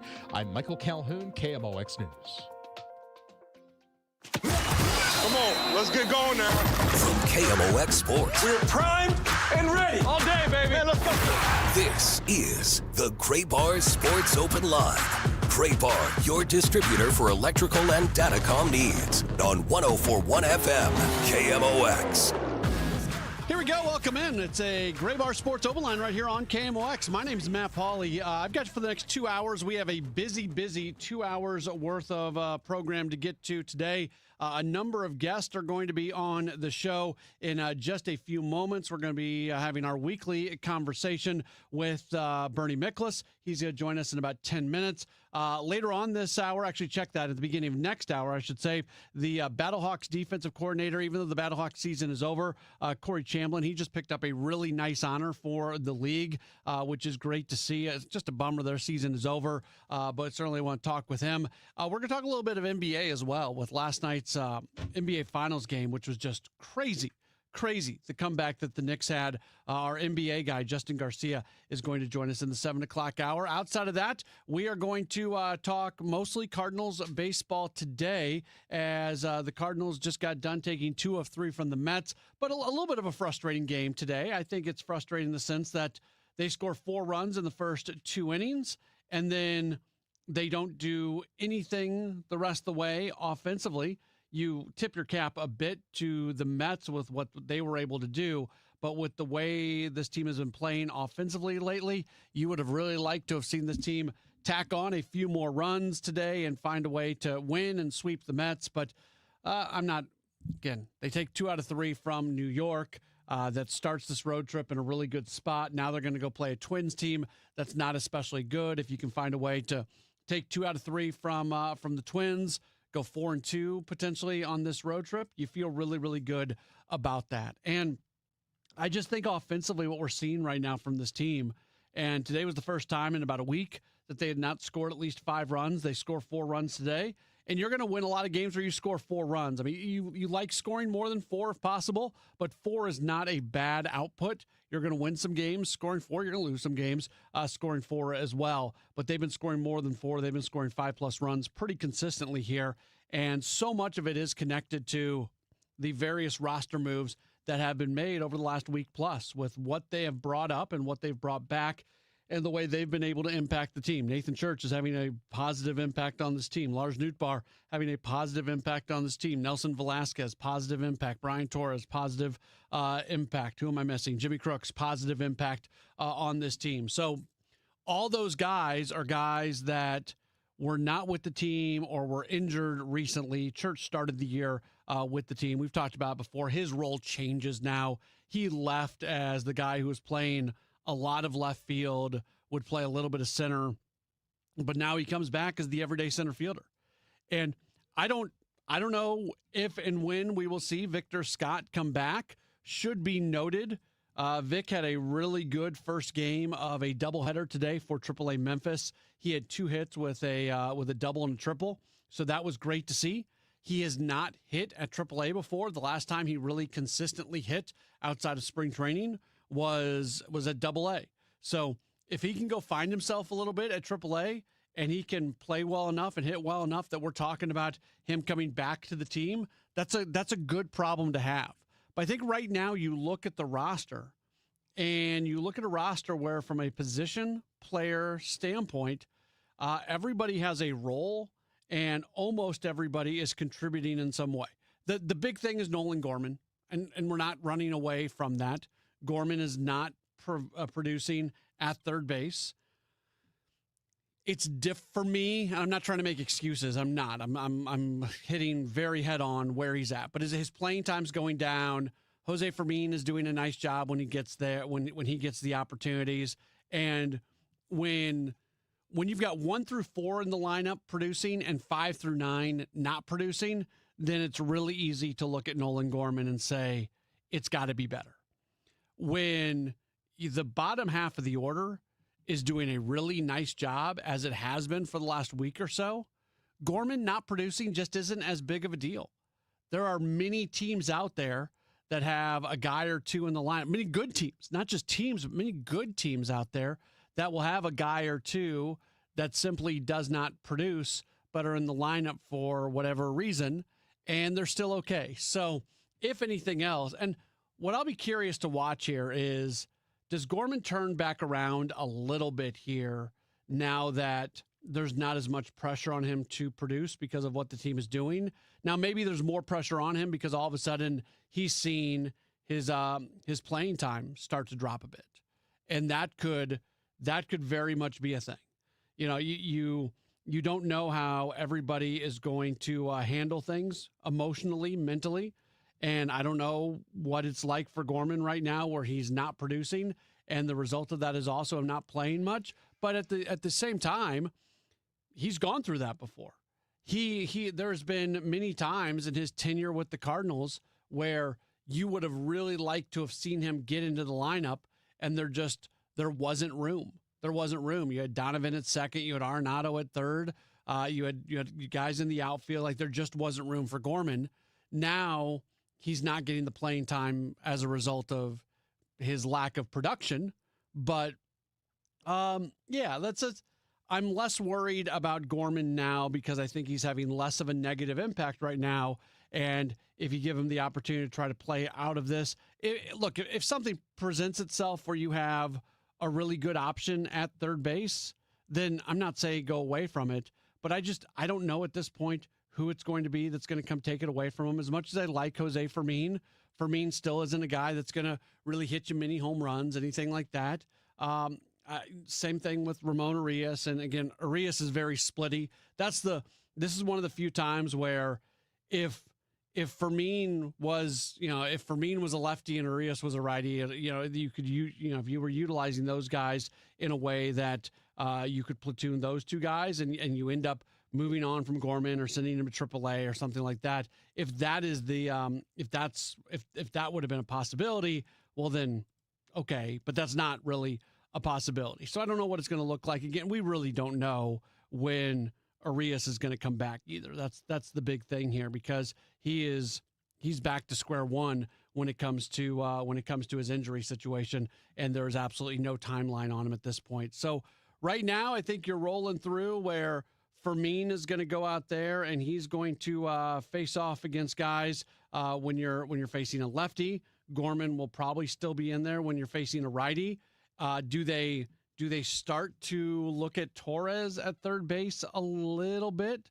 He's somebody who has not played third base, even in the minors, in a few years.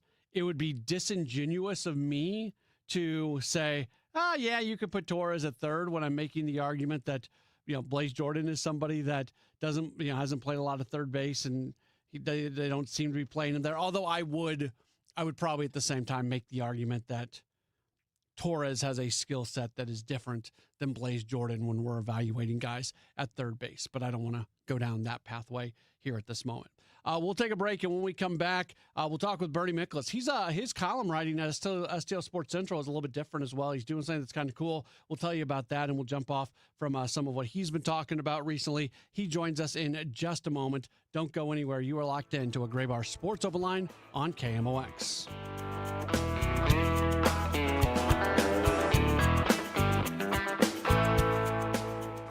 We all hear the radio ads about the IRS. They tell you to be afraid, to be scared, and they try to frighten you into calling. I'm not here to do that. Tax Relief Advocates is different. TRA is here to tell you that if you owe money to the IRS, whether it's $5,000, $50,000, or $500,000, we have a solution. It doesn't matter if you're sitting in your car, at work, or with your kids. No matter where you are, call now. 800-566-3062.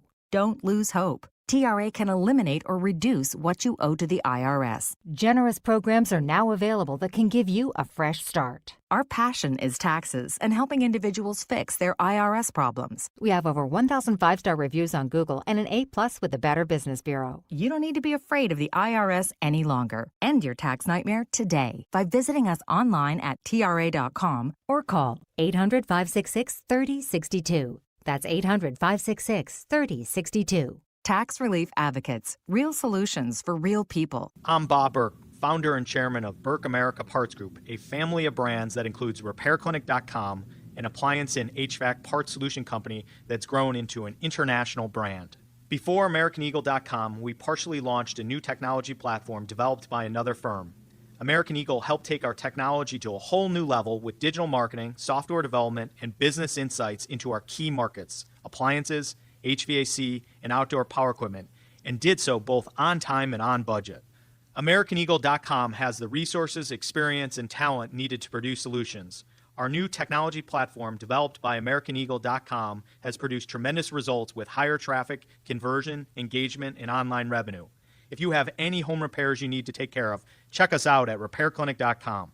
If you need a world-class website or technology project, then I would highly recommend AmericanEagle.com. Call AmericanEagle.com at 773-NETWORK. That's AmericanEagle.com, 773-NETWORK. Staples presents Celebrations Made Easy. I was throwing a party for the twins and had custom invites and a banner printed at Staples. And that's when I saw Party City is now at Staples. Party City? No way! Yep. So now Staples has all your printing needs and everything you need for a party. Everything times 2. Yeah, and now at Staples, save 40% on custom cards, photo gifts, wrapping paper, banners, and more. Big news! Party City is now at Staples. That was easy. Shop Staples in-store, online, or on the app. In 613, exclusions apply. Men, if you're suffering from erectile dysfunction or PE, you're not alone. Most importantly, you don't have to live with it. Paramount Men's Medical Center restores men's sex lives in just one visit. Their painless breakthrough treatments eliminate ED and PE, even when Viagra and Cialis don't work. Here's Dr. Simovitz, specialist in men's health. Paramount Men's Medical Center's painless breakthrough treatments eliminate ED and PE, regardless of age or medical history. 98% of patients see instant results right in the office. Men are now lasting longer than they ever imagined. And the best part, at Paramount Men's Medical Center, your consultation and first treatment are free. Qualified patients even get their testosterone checked free. Call 314-720-8444. 314-720-8444. Take control of your sex life. Call now. 314-720-8444. Get ready for laughs and adventure with Gilbert and Sullivan's The Pirates of Penzance. Join Opera Theater of St. Louis from May 23rd to June 27th for a high-energy tale of romance, comedy, and clever mischief. Follow a young pirate as he leaves the ship behind for crazy hijinks on land as he searches for true love. It's a wild ride for the whole family, full of fun, duty, and destiny. Tickets start at just $25. For tickets and more information, visit experienceopera.org. Is reviewing life insurance on your to-do list? Now's the perfect time to add it. A friend recently told me that securing life insurance sooner rather than later can help you lock in lower rates for years to come. So I bumped this up on my list and got it done. I called SelectQuote and couldn't believe how easy and affordable life insurance is. I'm 40 and got a $500,000 policy for $16 a month. My husband's also 40 and his $500,000 policy was only $18 a month. Plus, with SelectQuote's same-day coverage, there was no medical exam required, and we were covered by the time we hung up. Knowing I have this checked off my list feels amazing, but the peace of mind knowing my family is protected feels even better. Call SelectQuote at 1-800-329-1010. That's 1-800-329-1010. Or go to SelectQuote.com to get your free quote today. That's 1-800-329-1010. Details on example rate at SelectQuote.com. Bernie Nicholas on KMOX is sponsored by Stewart's American Mortgage, home of the Bagel Loan, and by Salika Heating and Cooling, a Daikin comfort dealer.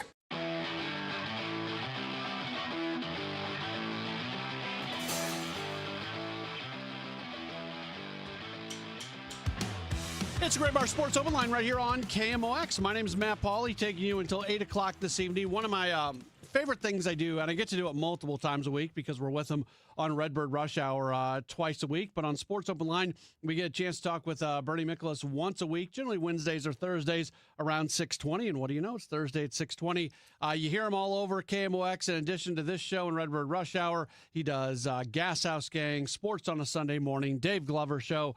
He is everywhere. And then you read him and you watch him over at STL Sports Central. Daily columns, daily videos. The guy never sleeps. He works nonstop. He's Bernie Nicholas. He joins us right now. Hey, Bernie.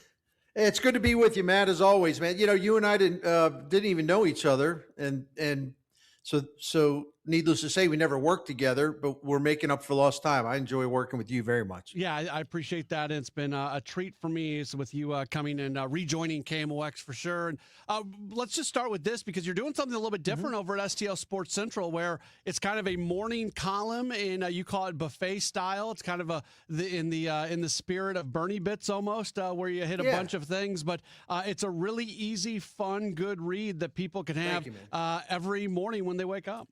Yeah, during the baseball season, what I'll do is what I've been doing with this. First of all, I get up really, really early anyway, and I found that writing a morning column almost first thing. It is the first thing I do, other than make a cup of coffee. I found that it actually just gets the juices going. It gets me going, jump starts me a little bit. That's good. Then I can get into the rest of my work, really easy. But what I do, like during the baseball season, I will do it. I'd hate to call it a recap. But what I usually do, I start off with a brief introduction, and then I say, okay, if the Cardinals won that game the night before, I say, okay, 5 reasons why the Cardinals won. They lose, 5 reasons, sometimes it's 3, why they lost, and then after that, it breaks. And some of those things will have a lot of info in them, really. This isn't a throwaway. It isn't just like me slapping something together, taking 15 minutes. But then I move on to a thing, I call the buffet because it's breakfast with Bernie. Then I move on to that. And it's just, I never know what's going to pop into my head. It's a big array, a big mix of stuff. People can kind of graze, if you will. Some of the stuff they'll like, some of the stuff they'll hate. I think some of the stuff, frankly, they won't understand, but that's okay too. With obscure references to bands and stuff, but anyway, that's it. So I do that, and then I do all my work for KMOX, do my video for STL Sports Central. Then I come back and do an afternoon column, Redbird Review. In fact, that just went online a little while ago, and I just linked to it on X. Yeah, I was just reading it. I haven't read through the whole thing because it just posted about 26 minutes ago. I've been a little bit busy, but one thing did jump out to me as I was just kind of glancing through what you wrote this afternoon, Bernie. You were talking about today's game and the fact that, we're not killing the Cardinals for not winning today, but at the same time, it's a missed opportunity. This seemed like a winnable game that they did leave on the table. And you ask yourself, am I being too hard on the Cardinals? And then you answer yourself and you say, quote, yes, absolutely, but it's because I think highly of them, unquote. Could have you imagined writing that sentence after the team just took 2 out of 3 against the Mets and just ended a 6-game winning streak when the season got started? Like I agree with you, by the way, but it's really remarkable how that can be a valid sentence or 2 sentences when you consider where this team was and the expectations going into the year. Yeah, the respect factor is big. Everyone likes the team. Everybody respects the team. I think they're terrific. I've enjoyed watching them. But I think so highly of them relative to the fact that we all thought so poorly of them in terms of what their prospects were this year, that when they have a chance to, like, for example, complete a sweep against a team basically filled with zombies these days, the world's most expensive zombies. I mean, seriously, it's like one of those George Romero films, The Night of the Living Dead and all that, the Mets. So, when you have them, you score 4 runs early, 2 home runs early, and then that's it. I mean, after the Newt Bar, after who hit the second home run? After the Newt Bar home run, sorry. They did nothing after that. They were 3 for 25 the rest of the game. And then down the stretch, 0 for 13 with a walk to end the game. I mean, so I'm not sitting here ripping them. I'm not sitting here having a fit. I'm just saying, man, it was disappointing. And I think it's okay to be disappointed because if anybody's disappointed, it's because they respect the Cardinals enough to want more or know that they're capable of winning a game that, frankly, I think they kind of gave away. Yeah, I would agree with that. Can I take a really weird left turn for a second and then come back to baseball? Okay. Go, yeah. This has nothing to do with sports, but you said a name, and I have a funny story that I like sharing with people. You mentioned George Romero, widely known as the father of zombie films. That's right. Yes. So I am working in Milwaukee at WTMJ Radio there, which is basically the KMOX of Milwaukee. I mean, it's not got the same historical significance of KMOX, but it's much in the same ilk. And our bosses had decided that we were going to lean in on breaking news, where if any type of breaking news happened, we were just going to stop everything that we were doing. We were going to hit a breaking news sounder, and we were going to go into it, and we were going to repeat it multiple times per hour. So George Romero dies in the middle of the afternoon, and we just kept breaking into programming over and over and over with this breaking news. No disrespect meant to George Romero, but it was just, you would have thought that, we were bombing another country, and it was that George Romero had passed away. Hey, good for your program director, your news manager. This is a legendary film director, man.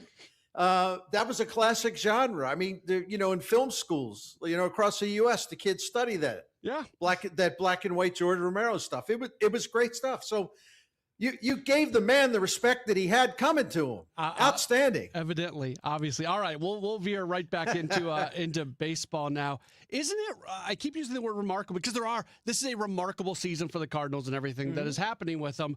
The fact that they have been able to completely turn over the bottom of the lineup with the addition of Lars Nootbaar, the reemergence of Nathan Church, Jimmy Crooks coming in, even a Brian Torres, Nelson Velasquez, when you're facing off against a lefty. We're talking about a lineup and a group that looks completely different from 2 weeks ago, and the results have gone right along with it. This, in many ways, it looks like a different baseball team, and it just took putting some guys on the roster who you had in the organization, whether they were injured or whether they were AAA.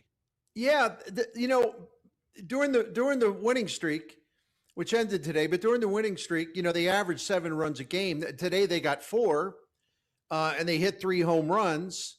They should have scored more, but that's not the point, based on what you're saying. The offense has come alive because it's deeper from top to bottom. And, I, as you know, was making a really big deal about the 5, 6, 7, 8, 9 spots and how it's just the spots as a group was kind of a dead zone. I mean, there was just not much going on. It was really bad. And all of the numbers, what I did is I would enter to a search category to do the splits, 5, 6, 7, 8, 9 in the lineups. And then I compared what the Cardinals were doing to the other teams, 5, 6, 7, 8, 9 spots in the lineup as a team. Awful, just absolutely awful. And in fact, 5, 6, 7, 8, in May how bad the Cardinals were offensively. 5, 6, 7, 8, 9 spots in the lineup, hit 107 with runners in scoring position. That's just one stat. There's a lot of other bad stats too. So all of a sudden, 5, 6, 7, 8, 9. It's not perfect, but it's viable. You got some danger. You got some damage there. Your lineup is definitely more balanced. There's no question about that. So it's substantially improved. Now, granted, it's substantially improved because there was really no way to go but up because it was so awful statistically. So I think this is kind of a big deal. And, I'm going to sound like a jerk here because I'm patting myself on the back. But I did a video a while back. I said, look, man, he doesn't have to make any trades. Talking about Chaim Bloom. He can there's guys at Memphis who can help promote from within. You'll get better. So I think that's what they did. And I think that it's looking good. I know that there's a problem at third base. I heard you talking about it. Everybody's talking about it. I feel bad for Nolan Gorman. I don't know. I mean, he's 3 for his last 50 with a 49% strikeout rate. And Matt, this is no hyperbole. I was thinking today about this. Is this the lowest in terms of his performance? Is this kind of the lowest point I've seen Nolan Gorman as a Cardinal? And the answer is yes. Yeah. I don't remember a stretch where he had 3 hits and 50 at bats and struck out basically half the time. So where do they go from here though? That's the question. I don't know if they have anywhere to go. That's the problem here. And just thankfully for the sake of this current roster, because of these other things that they've done, his importance to the team has been lessened both by you've got enough other guys in the lineup performing, that it's not just this, he's a big part of the 5 through 9 thing. And then also he's a platoon guy now with Jose Fermin, and Fermin is actually giving you a little bit of production. So I don't know where you go, but it looks bad right now. Bernie, he goes up to the plate and it just looks like he has no shot. Yeah, I think the confidence is shot. I think his head is just spinning around. And I do want to point one thing out, and because I think it's important to try to have perspective, is that here's one of the things, like I mentioned in Breakfast with Bernie this morning, that column. As bad as the offensive production at third base has been for the Cardinals, just everyone they've used, but especially Gordon. There are 6 teams, 6 in the National League who have actually gotten worse production out of third base, including the Brewers. So I keep telling people this is bad because Gorman's bad, but this is not a crisis. It's not a crisis. There are actually 11 other major league teams that have done worse offensively at the third base position. So I don't know, what is it? Is there a plague on third baseman in Major League Baseball? I mean, I don't know, but I think they ride with Fermin for a while, and just use that. And listen, I'm not going for any of these gimmick suggestions. The Cardinals would be totally out of their mind, and everyone should be fired if they move Jordan Walker to third base, as some fans want them to do. Yep. That is one of the dumbest things I've ever heard. That's not going to happen. J.J. Weatherholt moving to third base. Oh, okay. You've got the best double play combination in the majors. Mason Wynn is an elite shortstop defensively. J.J. Weatherholt is the best defensive second baseman in the game. So yeah, go ahead. You have a ground ball pitching staff. So what? Yeah, just bust up that great double play combination, because the Cardinals lead the majors in double plays turn. Yeah, go ahead and just break that up and move Weatherholt to third. Yeah, that sounds like a winning plan. It's not going to be Blaze Jordan, because they tried him at third at Memphis, and he can't play third base. He could stand there, but he can't play third base. And we're getting other suggestions. Somebody wanted to go down to Mexico and lead an expedition and dig up whatever remains with Justin Turner. They're not going to do that. Here's a guy who had a 600 OPS last year in the majors. Maybe they'll give David Freese a call. Right? Maybe he's got one more home run left in that bat. I'm looking at qualifiers across Major League Baseball at third base. Yeah. Bernie, there is only 6 qualified third basemen who have an OPS above 750. It's really strange, isn't it? Yeah. Now, Nolan Arenado's doing good. He's on that list. He's got a 759 OPS. He's played in 63 games this year.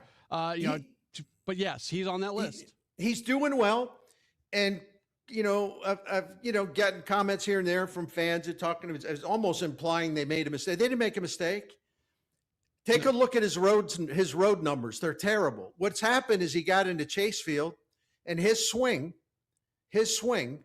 and basically the flight patterns of where he hits ball, it's like perfect for Chase Field.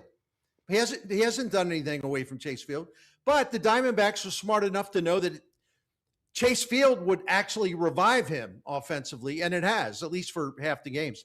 Brendan Donovan was the third baseman for the Seattle Mariners, and he can't get off the injured list.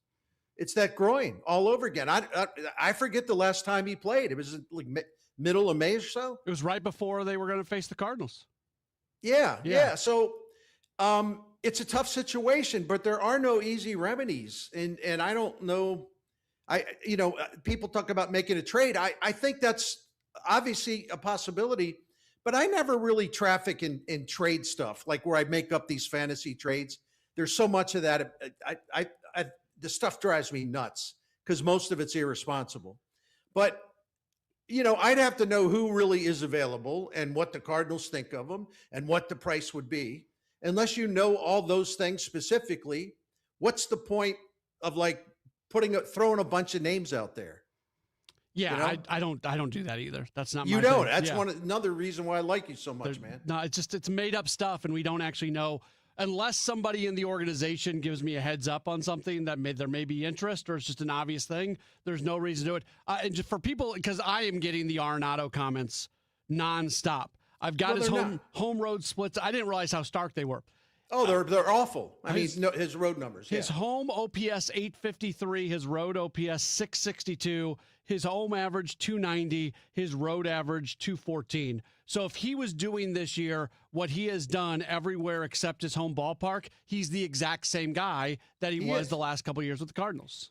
Because Busch Stadium was a really rough yard for him, and I did a study on it, and basically, the way he hits home runs in his career, it's like the worst possible way to try to hit home runs at Busch Stadium, where you hit the ball high in the air to left field, and that's where fly balls die. I mean, that's not his fault. It just wasn't a good fit for the ballpark. But for someone to now, because he's playing in a bandbox that's perfect for him and it's helped him come alive offensively, to somehow twist this into what? An indictment of Chaim Bloom? Should we fire Chaim Bloom for that? I mean, what's the point exactly? No, there is none. And you had to look. I'm not trying to rewrite history here. It really didn't matter what Nolan Gorman did this year. You were not doing what was right for the organization if you didn't finally give him a chance to be that everyday guy. Next step was for him to do something with it, which unfortunately he hasn't been able to do, but you had to give him that chance. Yeah, no doubt about it. And listen, I think there'll be an opportunity for someone else. I just don't know when. But no, you can't. No one who is fair or rational could possibly be serious about, in effect, second guessing that trade. No, absolutely not. As we start to wrap up, can I throw my red flag up in the air for just a moment, Bernie? And get your thoughts on, okay, so yeah, man. If there's one thing that worries me right now, especially with the team in a 6-man rotation, you're playing one man down in the bullpen, and Hunter Dobbins did not give you depth or did not give you length today, and your next two pitchers are Kyle Leahy and Matthew Liberatore, the two guys in the rotation who have had the hardest time going through a lineup for a third time through. You're playing the Minnesota Twins. You should have success against them. But if we're playing what concerns me about the right now thing, it's the fact that they're going Dobbins, Leahy, Liberatore with a short bullpen. It's a legitimate concern. It really is, because the numbers bear it out 100%. I'm disappointed in Liberatore, really disappointed in him. Leahy, not as much, because, listen, he's converting to starter. They knew it would take time. I do wonder why it's taken so long for sort of him to break through that wall where he does have more endurance. And Dobbins, listen, I think Dobbins is really talented, and I was studying his charts today. He had 4+ pitches going on, except he made 2 bad pitches that went over the wall, and that happens. But no, he's got to go more than 4 1/3, and that didn't happen against the Reds the other night when he pitched 5 innings of relief. He was efficient, but the first start he made for the Cardinals this year, he was very inefficient, and he didn't last because he's thrown too many pitches. He threw 88 pitches to get 13 outs today. You can't do that. I mean, you got to be more efficient than that. So I trust that he'll get better. Yeah. I will say this today. Quinn Matthews pitched another gem. In his last 3 starts, 1 run allowed in 16 innings. So is he getting closer to St. Louis? Yeah. I just put that out there, I don't know what that looks like either. It's a good problem to have. And I give Chaim, we were all sitting back and watching and saying, okay, how deep do you have to go into the season for the president of baseball operations to start reacting to what's going on? And there's a sweet spot in there somewhere, Bernie. You should not react to things 2 weeks into the season, 3 weeks into the season, a month into the season. But there is a point that, a line that you cross that's, okay, let's start addressing these things. And, we'll see what happens year to year to year with Chaim. But obviously we crossed over a line where he started, reacting to it. But then the starting rotation is that much more murky because I know they don't want to pull Kyle Leahy out. They really wanted to give him an opportunity this year. You already have 6 dudes in the rotation. But if a Quinn Matthews or maybe even a Bryson Motts, but definitely more so with Matthews because of the numbers you just mentioned, if he forces his way onto the big league roster, it's, again, a good problem to have, but I have no clue how they react to it.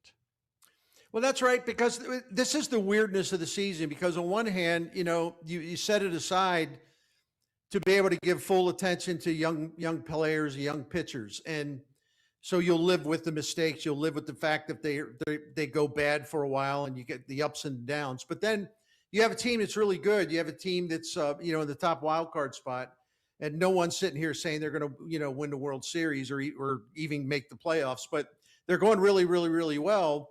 And just like you alluded to, they were so bad offensively in May. And I'm telling you what, man, it was driving me crazy. Absolutely bananas watching this. But they finally took action, and it started with Velasquez, or it started with Torres, then Velasquez, then Newt came back. Then they called up Jimmy Crooks. So they promoted within, and things look a lot better in that regard, deeper in the lineup. So, yeah, to your point, okay, will there be a starting rotation version of that? Not that you're going to throw away the guys in the rotation, but, do you move some pieces around? Do you give one of the young guys, just hypothetically, like a Matthews or a Motts, a chance? It's going to be interesting to see how they handle it. Bernie Miklasz, he is the best. He's all over KMOX, Sports Open Line, Sports on a Sunday Morning, Redbird Rush Hour, Gas House Gang, Dave Glover Show. He has a daily video at STL Sports Central. He now has 2 daily columns, Breakfast with Bernie and the Redbird Review. You can make it through your entire day just consuming all things Bernie Miklasz. Bernie, always appreciate the time. We'll talk to you later on in the week. All right, Matt. Can't wait. Take care, everybody. Good. That's Bernie Miklasz joining us on the program. Appreciate him spending some time with us. He'll be with us for Redbird Rush Hour tomorrow. Today, I haven't known what day it is all week. So the fact that my life is based around baseball and the baseball schedule, and the Cardinals have not had many Monday off days this year. So they've had mainly Thursday off days. So today felt like Wednesday because it was a day game. Literally, Matt Pajeski, the producer of the Chris and Amy Show, texted me this morning at 10 a.m. when I was supposed to do my Chris and Amy hit, saying, "Where are you?" And I thought it was Wednesday.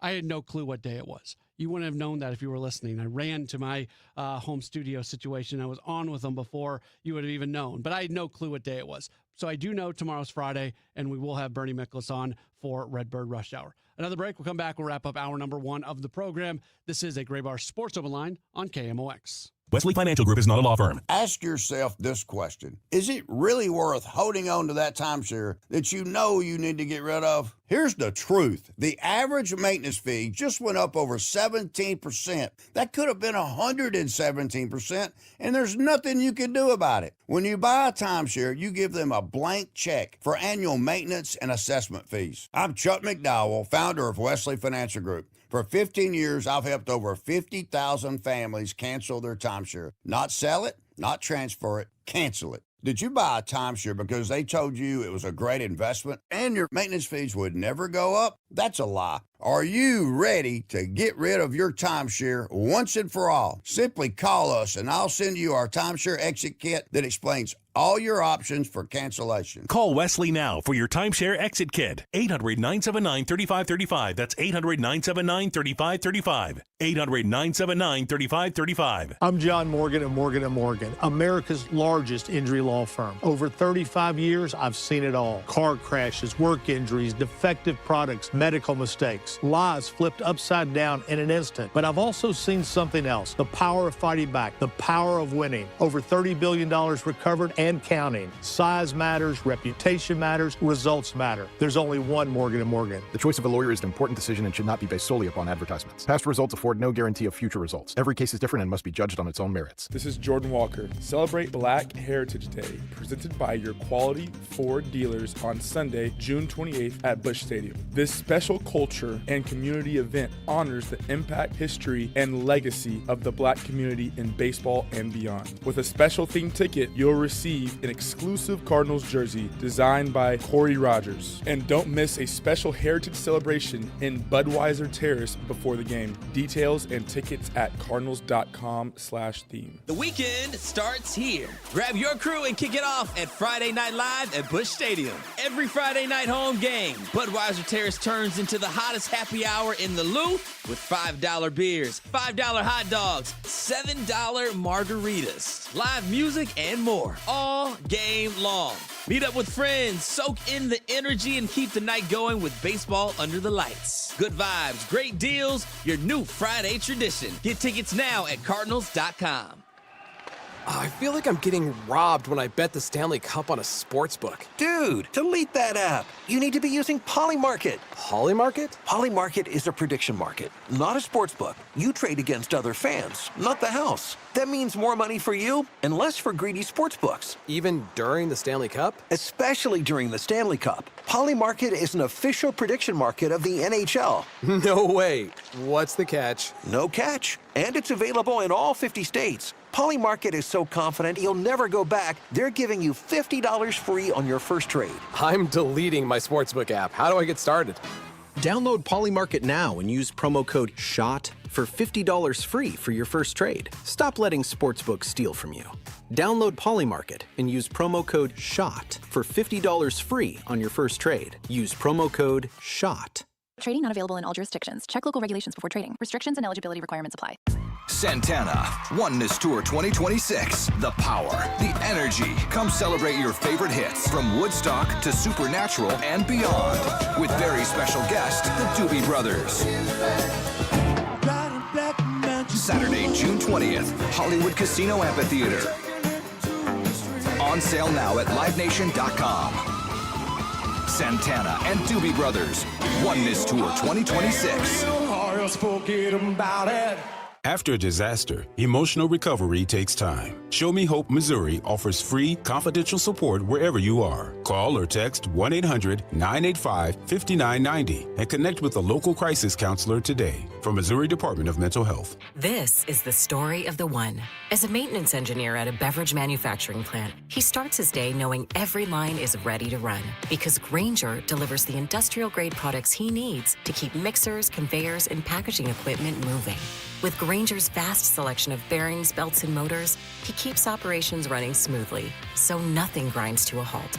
Call 1-800-GRAINGER, click Grainger.com, or just stop by. Grainger, for the ones who get it done. Straight Talk Wireless presents Pickup Truck Wisdom. Trust is earned. That's why I've stuck with Straight Talk. Same price since 2009 on Verizon's 5G network.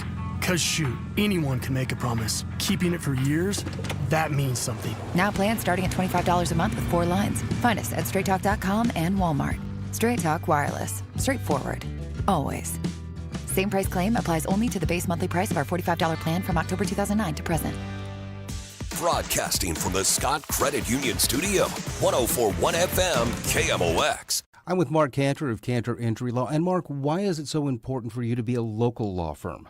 Well, being local means more than just advertising here, more than just a billboard on the highway. It means showing up here. It means supporting local events and local charities.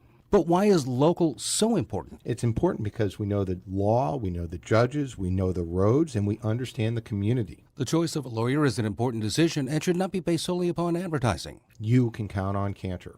Visit CantorInjuryLaw.com. Looking for something new? Lombardo Homes is excited to introduce 2 brand new opportunities in St. Charles County. Discover Crooked Creek at Cottleville Trails, featuring stylish new townhomes from the high 300s and access to incredible amenities that make Cottleville Trails one of the area's most sought-after communities. Or find the space you've been dreaming of at South Point Estates, where expansive 3+ acre home sites and top-rated Wentzville schools create the perfect setting for your custom dream home. Visit LombardoHomes.com to learn more about these exciting new communities. Welcome back to the Gray Bar Sports Open Line. Once again, Matt Pauley on KMOX. Starting to wrap up hour number 1 of the program. Hour number 2, we're going to step away from the Cardinals just a little bit as we've got a couple other things that we do want to get into. So looking forward to being able to do that for just a moment. And a reminder for you, Cardinals are back at tomorrow. So no sport. Is this our only sport? No, we had one on Monday. We had a Sports Open Line on Monday. I was telling you before we went to break, I never know what day it is. But yeah, we don't have a lot of shows this week. And we will not have a show tomorrow as they open up this series against the Twins. Kind of an interesting schedule, the way things are playing out right now for the team. And I like the homestands and the road trips that are 2 series long. And you can't always get that. But like this last homestand went well. They went 6-3 on the homestand, so that was really good. But it just felt like a really long time being at home. And then this next time they come in, it's just going to be for a quick 3 games. And you don't even really get the chance to kind of settle in when it's just a 3 games. And then they're going to be back out for 3 games before they're back home.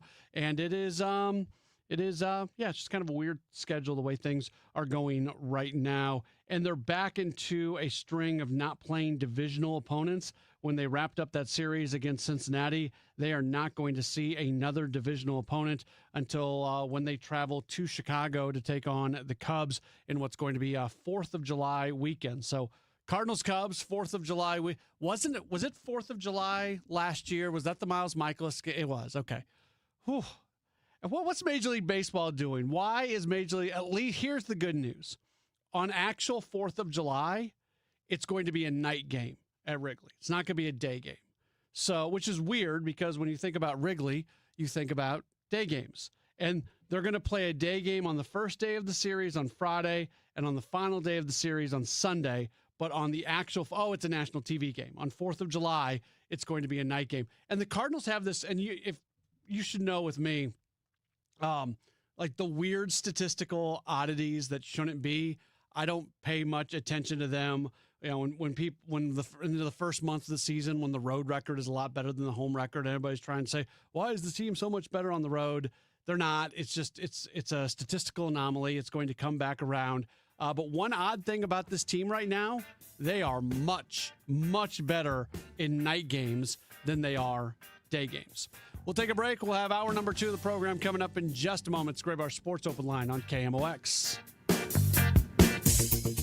Time now for today's Spotlight on Tech, sponsored by Ethos. Salesforce is making a big financial commitment to developing artificial intelligence in France. The $2 billion investment includes launching a new AI innovation hub in Paris, as well as expanding support for AI education and workforce training. Salesforce CEO and Chair Mark Benioff calls France one of the world's great centers for AI innovation, thanks to a strong research ecosystem and entrepreneurial talent. I'm Jason Brooks. If you own a small business, the pressure never lets up. Something's always coming at you. That's why business owners turn to LendSeek for funding. I don't need promises. I need options. LendSeek's AI platform showed me real funding choices. Now I can cover payroll, handle taxes, and go after growth opportunities without the daily stress. Up to $5 million with funding in as fast as 24 hours. No upfront costs. No prepayment penalties. Start ready, stay ready. LendSeek.com. LendSeek.com. Grab your shades, your float trip gear, and join us June 17th for Chris and Amy Day at Busch Stadium. We'll be broadcasting live from the Mississippi Yacht Club pop-up bar outside Gate 1, hanging with fans and serving up some fun behind the bar. Live music, Redbird special guests will all be there. Plenty of chances to stop by and say hello. Plus, you can sit with fellow Chris and Amy listeners in our special section for just $15. June 17th. Chris and Amy Day at the ballpark. $15 tickets. Get your tickets now. Cardinals.com/Chris and Amy. Go Cards. Staples presents Celebrations Made Easy. I went to Staples for a custom printed graduation banner and invites and saw that Party City is now at Staples. Wait, what? Party City is now at Staples. So now Staples has balloons? Yep. Decorations? Yes. Streamers, cups, table covers? Yep, Staples has everything for a party. And now buy 2 get 1 free on select foil balloons. Holy confetti! So the best party started at Staples. That was easy. In 613 select stores, exclusions apply. In-store or buy online. Pick up in-store only. City SC's Summer of Soccer, presented by Purina, kicks off on Friday, June 12th with the biggest soccer celebration in St. Louis. This festival-style watch party on Lou Fuse Plaza at Energizer Park is free for all and open to the public. Show up at 5 p.m. for live music, local food and drink, giveaways, special appearances, and a live viewing of USA vs. Paraguay on 5 massive screens. Learn more at summerofsoccerstl.com. You know, here in St. Louis, word of mouth still matters, and I'm pretty careful about who I recommend, especially when it comes to something as personal as estate planning. I'm Tom Ackerman. My family has been working with the Lederman Law Firm for over 20 years now, and the reason is simple. They don't just create documents and send you on your way. They help make sure your plan works. Because let's be honest, life changes. Family needs and circumstances change. Laws change. But most estate plans don't change over time as needs, circumstances, and laws change. They're outdated, sitting in a drawer. People assume they're fine, and their plan will work when they need it to work. At the Lederman Law Firm, it's not a one-time transaction. It's an ongoing process. They build a plan to protect your family and your assets, and then for a fixed annual fee, they help keep it up to date as both your life and assets change. Check out the Lederman Law Firm at LedermanLaw.com or give them a call at 314-514-9100. The choice of a lawyer is an important decision and should not be based solely on advertisements. Don't miss a hot tub and swim spa blowout sale this Friday, Saturday, and Sunday at the St. Charles Convention Center in the North Hall. Choose from over 25 American-made units on display. See hot tubs, swim spas, and cold tubs all ready for immediate delivery. Save up to 50% on MSRP. Financing is available. For more info, call 1-800-SPA-SALE. That's 1-800-SPA-SALE. This Father's Day at Lowe's, we have extra big deals for a very limited time, so you can get Dad the gift he's been wishing for. Get a free Select Craftsman, DeWalt, or Cobalt battery when you buy a Select Combo Kit. Plus, save $90 on a Cobalt 24-volt battery string trimmer and leaf blower combo kit. Now $129. Our best lineup is here at Lowe's. Valid through 6/15 while supplies last. Selection varies by location. Hey, Joy. Oh, you are glowing. Oh, hey. More like Mirajoyed. That Miralax helped me go.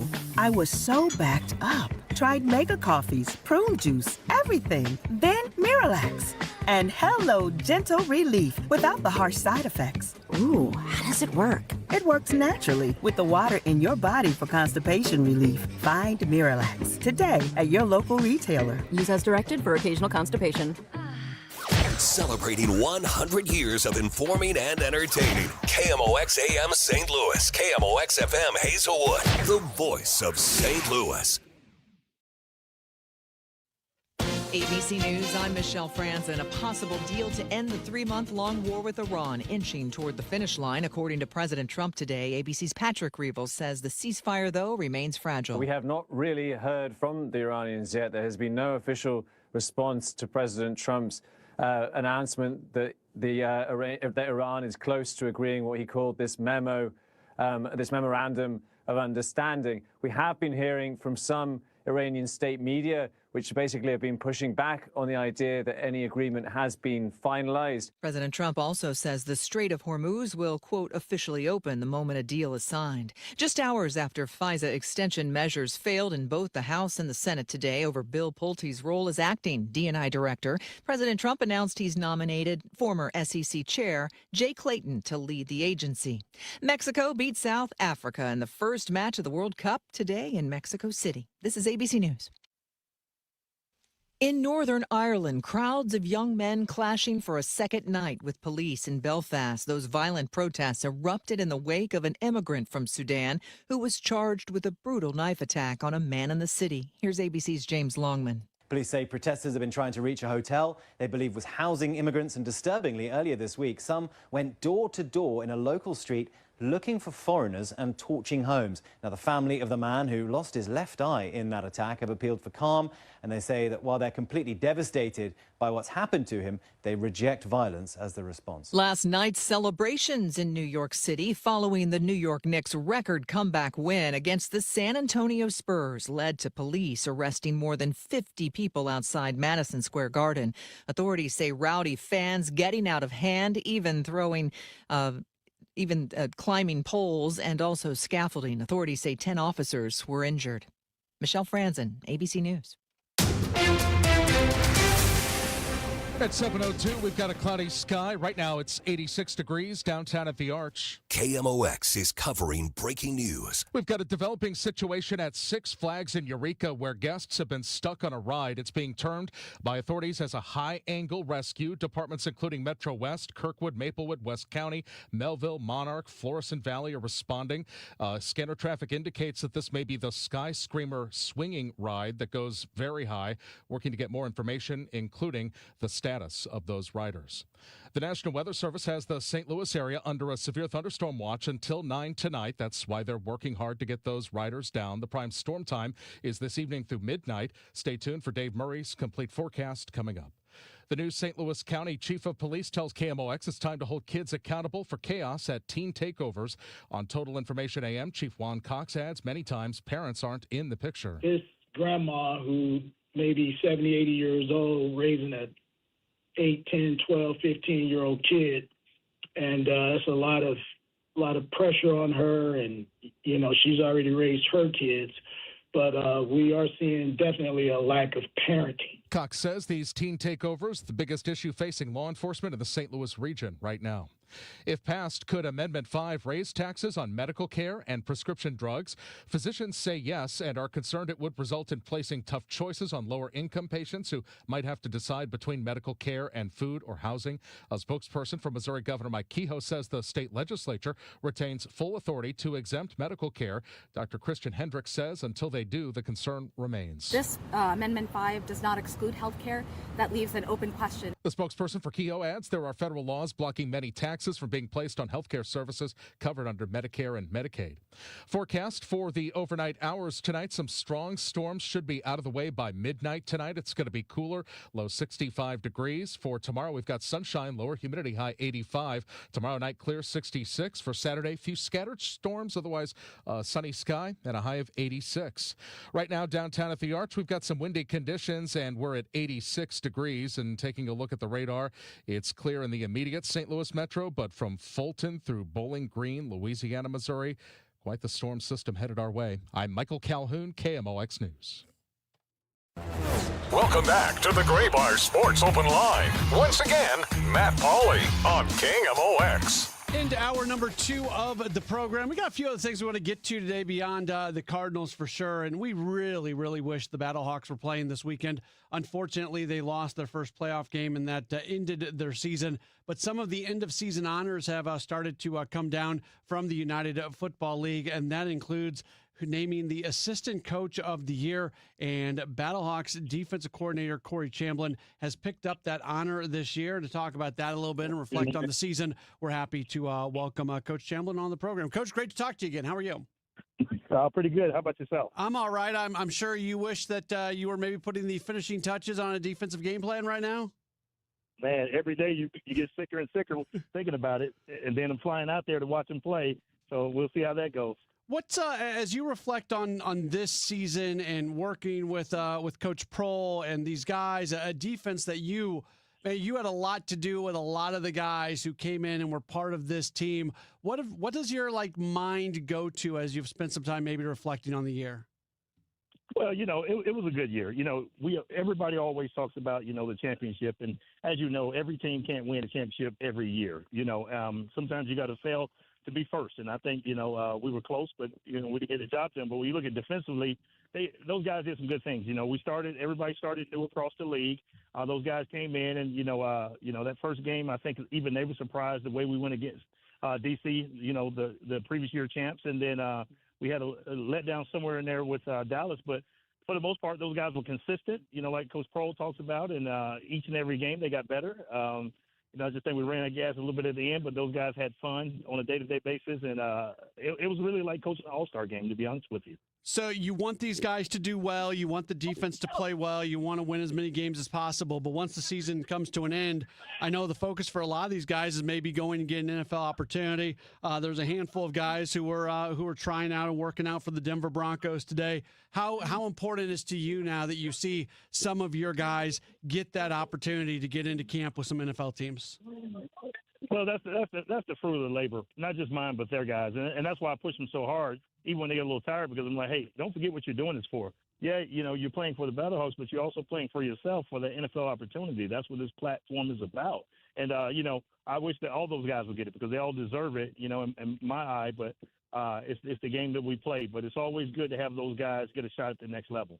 You've picked up some nice honors in your career. You were the coach of the year in 2013 in the Canadian Football League. But when you do get honored personally, and I know you want to see your guys have success, but it's okay to focus in on you every once in a while. When you found out that your peers in the media and everybody had voted you in as the UFL Assistant Coach of the Year, what did that mean to you?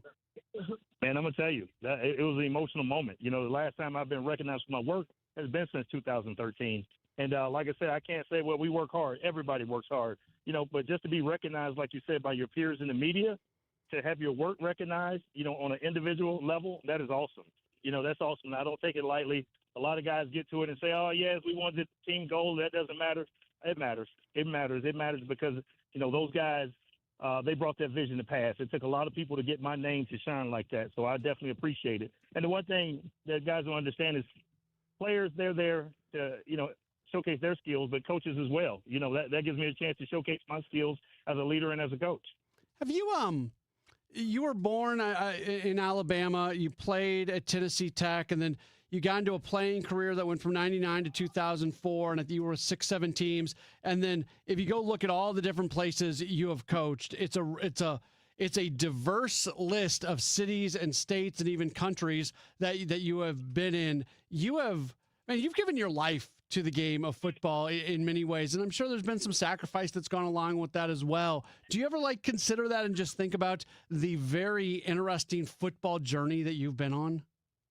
Oh, yeah, I've tried to quit several times, but let me be truthful about it. There's many times I'm like, why do I do this? But there's been great sacrifice, but the biggest thing is I know I'm called to teach, to help these guys become champions on and off the field. That's my life's journey. That's what it's been, everything that I've gone through. When you look at these guys in the UFL, I tell them all the time, I'm like, you look more like me than anything else. You don't know what tomorrow's going to bring. You've been to camp. You've been cut. I said, you just got to find a way to win. I'm having, going from Tennessee Tech to making the NFL. There hadn't been anybody doing it in 15 years. Now every other year they have a guy that's going through that draft or somewhere in it. Going to Canada, winning the championship as a head coach with only 5 years coaching experience. Being elevated in the UFL game 2024 and winning 25-0, and now for me just to have the sacks, to have a franchise record, those are the things individually that I look at. So there's still a part of me, though I 100% I'm doing it for those guys, there's still a part of me that this is my playing time. I went from playing to coaching that I'm always looking for my next level to achieve another championship, another record, or something like that. So, it's one of those where you never stop. You keep trying to, every time there's a new ceiling, I try to break it. And that's what it is. You mentioned it being your calling to, teach this game of football. When you were done playing in 2004 and then you get your first opportunity to coach within a year or so after that, did you know that was your calling right away, or did it take a little bit of time of you working in the profession before you knew that it was more than a profession? It was something that really you were built for and you were supposed to be doing? Honestly, coming out of college, I was like, if I make it to the pros for 1 or 2 years, good, then I'll probably try guidance counseling and be a high school coach. That was one thing.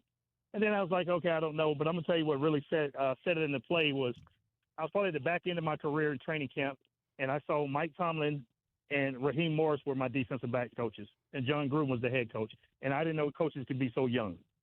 I didn't know they could be so young. I'm like, you guys are young, and they were energetic, and the way they taught, it really inspired me. And this was before everybody even knew who Mike was or Raheem was, but you could tell who they were going to be. So I just took some of that energy and just looked and said, hey, I can do that too. And, so that's really the first time that I said I may be a coach, and then when I look back on my career, you start to wonder, as a defensive back, it's not like a quarterback, but I'm like, man, I'm doing more coaching than I am playing. Something's wrong here. That's probably why I make the teams. And when I look back on it, I don't have a regret because I was like, oh, that was just a training ground for me to become a coach. So, that's why I'm having the success I am now because of the lessons that I've learned on and off the field as a player. So what happens next for you? The UFL season is over. It's a long time until the next season, even if the season gets started a little bit earlier next year, which it sounds like that's a likely scenario. But what does this time look like here for you moving forward? I'm at Arizona State right now watching my oldest son play sevens. He's made the varsity as a freshman. I'm watching him. Then I had to coach my youngest son. I had to coach his youth football team, and I just pour a lot of time into those guys. And I'm a certified Amazon driver for my wife. So that's really what it looks like in the off season. But other than that, what I do is there's some things. I've talked to a ton of coaches over the last couple of days. Want to come in, sit down, spend some time. Hey, let's talk about that blitz package. Let's talk about what's going on. So I'm like, I'll give you a little something. So doing a couple of little podcasts, doing a couple of little teaching sessions and stuff like that. But really, like you talked about sacrifice earlier, the biggest sacrifice is for my family when I'm going, pour it into others for them to achieve their goals. So it's now coming back home and saying, okay, I got to pour into you guys to achieve your goals. Like I said, my kids are doing good. They're climbing the ladder real well. So this is where I get joy out of doing that, as being a dad. Awesome. Very, very good. Well, Coach, congratulations on the honor. I wish we were talking about football being played this weekend, but I'm glad you're back around your family, and hopefully we're able to touch base again moving forward. We'll do. And then, hey, next year, let's plan a date, because we better be in that championship game winning it. All right. I like the attitude. Good stuff. Thanks, Coach.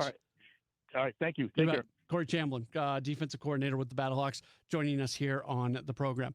Let's take a break. When we come back, there was something that happened in the world of sports last night that really hasn't happened before, and it happened at the highest level in the NBA Finals. We'll talk about that coming up in just a moment. Don't go anywhere. You are locked into a Gray Bar Sports Open Line on KMOX.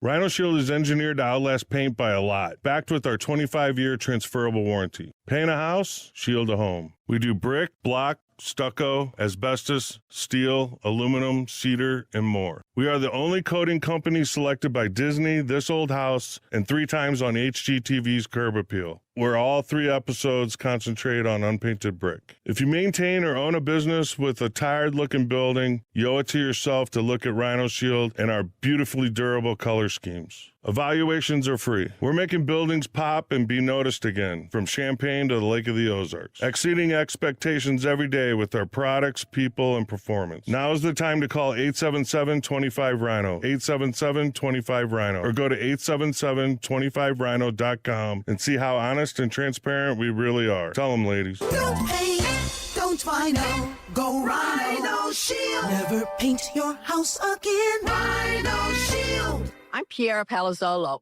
VP of Digital Marketing for the American Management Association, a company focused on the management training skills needed to enhance the careers of business professionals. We did our research when it came to the best companies for website development and chose AmericanEagle.com. And we couldn't be happier. AmericanEagle.com worked closely with us to understand the front and back end requirements needed to launch an e-commerce website that could handle the complexities of running thousands of seminars nationwide. Our robust new website and improved SEO saw immediate increases in site traffic and web revenue. If you're in need of managerial effectiveness and success, visit our website at amanet.org. If you're in need of a website that provides an unparalleled consumer experience, I highly recommend AmericanEagle.com. Transform your business today. Dial 877-WebNow1 for a free digital consultation with AmericanEagle.com. When it comes to your health, having knowledge is powerful, as they say. And so if you could better understand what your risk was for chronic disease before you even have that first symptom, how powerful would that be? Siteman Cancer Center's Your Disease Risk, and that's what it's called, Your Disease Risk, provides personalized insights to help you understand factors that might increase or decrease your risk for chronic disease and cancer, whether that is environmental, whether it is genetic. With easy-to-understand information and prevention guidance, Siteman will help you take those meaningful steps toward a healthier future. Just a few minutes today could make a difference for years to come. Siteman.washu.edu/YDR. Siteman.washu.edu/YDR. Get everything you need for your next project at Menards. Elevate your home with new flooring from Shaw. Durable, waterproof vinyl plank offers superior performance for active lifestyles. Luxurious carpet provides warm, soft, underfoot comfort. Shaw has the perfect floor you need for your home. Shop our great selection of Shaw flooring in-store and check out our weekly flyer on menards.com for more great deals happening this week. Save big money at Menards. Looking for something new? Lombardo Homes is excited to introduce 2 brand new opportunities in St. Charles County. Discover Crooked Creek at Cottleville Trails, featuring stylish new townhomes from the high 300s and access to incredible amenities that make Cottleville Trails one of the area's most sought-after communities. Or find the space you've been dreaming of at South Point Estates, where expansive 3+ acre home sites and top-rated Wentzville schools create the perfect setting for your custom dream home. Visit lombardohomes.com to learn more about these exciting new communities. Data centers don't wait, and neither should your supply chain. From power and connectivity to racks and critical power, Graybar brings the products and the experience data centers need now. And with deep inventory and logistics expertise, we keep projects moving from first delivery to final install. With hundreds of locations and a nationwide delivery fleet, we help you bring facilities online, on time, and on budget. Yep. Graybar does that. In 1991, John and Cindy Morelli started Morelli Tuck Pointing. As of today, they've won just about every award possible for the tuck pointing business. The BBB Torch Award, the Next Door Neighborhood Fave Award, and an A+ rating from the Better Business Bureau.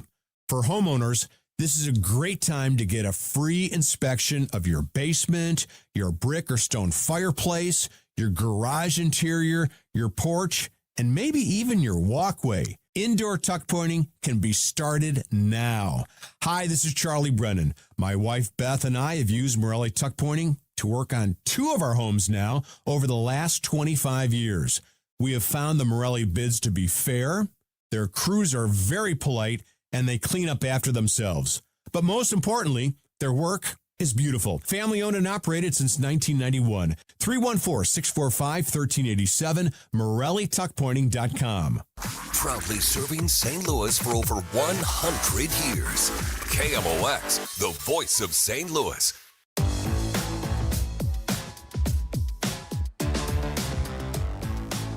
It's a Graybar Sports Open Line right here on KMOX. Cardinals played this afternoon. They fell to the Mets. Still took 2 of 3. They get back at tomorrow. They'll be in Minnesota to match up against the Twins. We're going to talk a little NBA basketball here for just a moment. The NBA Finals are going on, and if you weren't paying attention, last night something happened which was rather remarkable. The Knicks were down 29 points, and they came all the way back to win to take a 3-1 series lead, a record-breaking comeback last night, and a crazy way for the game to finish when OG Anunoby had a tip-in with a second to go, and that ends up being the difference in the game. Anytime we talk NBA, we bring in my friend Justin Garcia. He is part of the team on the Milwaukee Bucks radio network, knows the NBA as well as anybody walking the face of the earth as far as I'm concerned, and glad to bring him on to the show. Justin, always good to talk to you. How are you? You too, Matt. How are you? I am good. What did you give the Knicks any chance to come back in that game when they were down as much as they were? No, I did, and I talked about it last night. I was debating just turning it off at halftime. I don't know why I did. It did not, frankly, because it wasn't until late in the third quarter, early fourth, that they really started to make a move. But by then, I still didn't think they would win. You just thought, like, all right, not all hope is lost. They're going to make it interesting and carry that over to Game 5. But anybody that stuck with it got to see history. The NBA is a weird league because it almost feels like, and this is more of a regular season thing than a postseason thing, but it almost feels like on any given night, any team can come back from a large deficit, and it can happen rather quickly. As somebody who watches this league on an everyday basis, why is that? What is it about the NBA that allows for things like last night to happen? Well, I mean, three-point shooting is a big part of it, not just like teams making them, but we see a lot of, quick shots and the shooting variance in general. Like, that was the part about last night as you looked at it and you saw, okay, the Spurs are shooting the lights out here, and they've seen this lead balloon to 25 or more. That's kind of where you need to be. Like, we've seen it. I joked about it on a different show last night of, hey, from a Bucks perspective, this past year especially, how many times did we see the Bucks are shooting the ball pretty well, and you look at the scoreboard and you think, really need to be up more than 12 if we're shooting 60% on threes right now. So you get the variance of that where one team is cold or not hitting at that percentage. The other one is shooting at a rate that you're not going to sustain. And it just kind of swing all at once. So you start making threes, the opponent starts missing them, and how quickly we're getting into our shots with not taking time off the shot clock, it just keeps everything wide open. You think about in the past of, well, like what's a number of 12, 15 with 4 minutes left, that in the past this is over because you're going to drain the shot clock. You're not relying on threes. The teams are going to start to sub guys out. And it's just not the case anymore. Like if you're up 15, it's not really until you get to 90 seconds that you feel pretty comfortable. Isn't that crazy? Like that, you're 100% right in what you just said. But that's one of the crazy parts about this league, because we do see those last minute comebacks all the time. When that 3-point shot went up and then Anunoby goes for the tip in, it felt like nobody from the Spurs was even paying attention to him. Was that just a Spurs team last night that just was shell-shocked by the comeback that the Knicks had? What leads especially to that final play where it seemed like that was maybe a little bit too easy for Anunoby? Yeah, I think that was kind of building, that they were shell-shocked. It was a really rough last couple of minutes and frankly, a rough game for De'Aaron Fox. But those last two plays that are going to stick with him of trying to challenge OG Anunoby and saying after the game, I thought I could beat him to the rim, which he's one of the fastest players in the league, and sure, but still, it's kind of like with football when you see, I got to break away into the end zone here, but I'm just going to tail off and make you tackle me short of the end zone.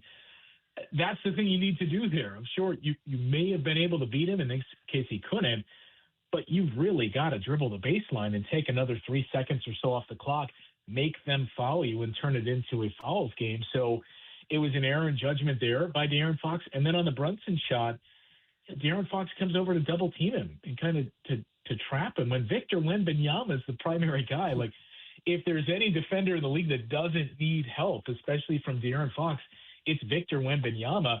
And OG Anunoby was his guy, that he was supposed to kind of to catch him from having that breakaway, that free reign to get to the basket and get the tip in. When this series got started, I thought the Spurs were going to win, and part of my reasoning behind it was I just didn't know if the Knicks had an answer for Wembanyama. And I still don't know if they do have an answer for him, but he got his last night as he scores 24 points. He didn't have a great shooting night overall, but what is it that maybe has given the Knicks this, they're up 3-1. How have they been able to neutralize the Wembanyama effect, and guys like Brunson and Anunoby have been able to have such an impact like they did last night? Yeah, so when the series was starting, we'll see if I'm right here, but I did think the Knicks were going to win this series in 5, and it was mostly your like Tavern League analytics that I did on it, in just the sense of honestly, I felt this way last year when the Bucks lost to the Pacers in the first round, and talked about it on my shows. As soon as that series was over, you could see there's something in this Pacers team. They are going to win the Eastern Conference. And then once we got to the finals, I thought, man, this run of magic, I've seen it every single game they played in this playoffs. I've seen it firsthand in that Bucks series. I think they're going to beat the Thunder because they just have that magic. And who knows if Tyrese Halliburton doesn't rupture his Achilles a couple of minutes into Game 7. But I got the same feeling from this Knicks team of like, man, they're doing the same things. They're erasing these deficits. It just feels like they have that magic that teams catch throughout the postseason in every sport, that I really believed, okay, the way that they're playing, the way that Jalen Brunson played and Mike Brown changed the way they were playing offense, that Brunson isn't just pounding the air out of the ball. He's moving off ball, and it's back cuts and passing that the Knicks are doing. The way that OG Anunoby has been playing for him. Karl Anthony Towns, too, has been like a point center for them. And I think the big thing, to answer your question about this series specifically, is OG Anunoby and Karl Anthony Towns. That, OG has gotten better and better as the series has gone on. And he's the guy that I think most teams are looking at from now on and saying, where do we get our OG Anunoby type? A guy that can hit corner threes, a guy that can do a little more offensively, but he can really defend, if not 1 through 5, 1 through 4 defensively. And he can cover all of that for us. He's gotten better as the series has gone on. You're able to throw him out there on anyone that the Spurs have. They've been very physical with Victor Wembanyama, and I still think that's the hole in his game that he does not handle well. And Karl Anthony Towns, at any point in the last few years, if we would have told you, Karl Anthony Towns, I would go as far as saying he has played incredibly well defensively against someone like Victor Wembanyama. You would think we were crazy, but Karl Anthony Towns' defense has been great. The thing that really tripped him up in Minnesota and early on with the Knicks was he always had this knack for getting into foul trouble, and it was always these dumb fouls. He's eliminated that. The shooting is still there, but it's not just Karl Anthony Towns sitting at the top of the key taking threes. He's running the offense. He's the hub of the offense, and that's pulling Wembanyama away from the basket and opening things up for guys like Brunson, Anunoby, Mikal Bridges to cut to the basket and really put stress on the rest of the Spurs defenders. The Mike Brown thing, just how he got in the position, because Tom Thibodeau had that team playing as good as they've played in quite some time, but the organization wanted more. And then they go get a guy, Mike Brown, who had a ton of opportunities, and not that he had coached poorly in Cleveland and with the Lakers and with Sacramento, but there was nothing there that just said this guy's an all-star coach, and now he's got this Knicks team on the verge of an NBA championship. How much do you credit Brown and maybe what he's been able to do this year? Mentally, we talked about how Jalen Brunson has changed the way that he has played, and that started after Game 3 in the first round against Atlanta, where he was willing to give himself up and say, let's play this way. That Mike Brown coached in Sacramento, that he learned under Steve Kerr when he was a bench coach with the Warriors. Like, this is the way we're going to play. Okay, if this is going to make us better, I'm willing to do it. And, the other thing about Mike Brown, too, is let's not also overlook the fact that he was, the 5th choice for the Knicks when you look at all the names that they went through and were hoping to interview and or line up for this job when they fired Tibbs. The consensus feeling was like, well, he had to settle for Mike Brown. I mean, he's a guy that has coached in the finals and has a lot of experience. He's well regarded in terms of an offensive mind in this game. But I don't know, the way that you termed it up too, I don't know that Mike Brown's the guy that I would look at, as a casual fan and say, oh, this is one of the 10 best coaches in the league. That's what he's done throughout the course of the season. When you look at how he's implemented the bench, things that Tom Thibodeau didn't do, and guys like Landry Shamet, who have played huge roles for the Knicks throughout this run, finding the right buttons to push where Landry Shamet doesn't have it tonight. Okay, we're going to go to Jordan Clarkson for a couple of minutes in an NBA Finals game, and it worked. So a massive credit to him. We've seen guys step up their game on the court, but Mike Brown has pushed all the right buttons and has gotten the team to buy into his style this season. On the other side of things, how much is it a learning moment yesterday for Spurs coach Mitch Johnson? Yeah, I mean, overall for the Spurs too, because I think we can get hung up on youth and how important, they're a young team, so this is a learning experience. I don't necessarily know that it's young teams, you have this ceiling that you can't necessarily do this. I think more of it has to do with you have to experience failure. And it's better for it to be at the NBA level, but even if you went through it at college too, where especially a team like the Knicks that are the Nova Knicks, but you think about all the recent champions, the Thunder last year, this wasn't their first crack at it. They lose in the semifinals to the Mavericks. You think about the Nuggets and the Bucks and teams that kept most of the core together, but kept coming up short before they finally broke on through. Even the Celtics had to go through reaching the finals and not getting there, or losing in the conference finals, not finishing the job. That it's what you learn from those setbacks and being put in those spots and saying, okay, I remember when this happened. I remember that team did that. Here's how we have to pull ourselves out of this. And I think that's where we're at with the Knicks, that this is a team we thought last year this was going to be the run they were going on, because it's, the Knicks and the upstart Pacers that somehow kept winning. New York's got this, and they lose that series. And they had a couple of these moments that they've been on the other end of this season. And I think that pulls you out of it to say, okay, I remember when we went through this on the other side last year when Indiana did this to us. This is what that team is feeling right now. This is what we have to do to really push them out of this. And I think that's the most valuable experience and learning experience of all. And the Knicks are the latest team that I think has gone through that with this same core of guys for a couple of seasons and tasted defeat and had to learn from where did we come up short? What do we have to do better? And they're doing all those things now this year. I did a bad job timing things out because I only have like a minute or so left. Generally, I would finish you off with thoughts on the St. Louis Blues because for folks who do not know, you're the resident Blues fan who lives in the city of Milwaukee. So we'll save that for a future conversation, Justin. I just wanted to acknowledge your Blues fandom before I let you go. But really appreciate your thoughts on the finals. And yeah, we'll get you on again at some point in the future.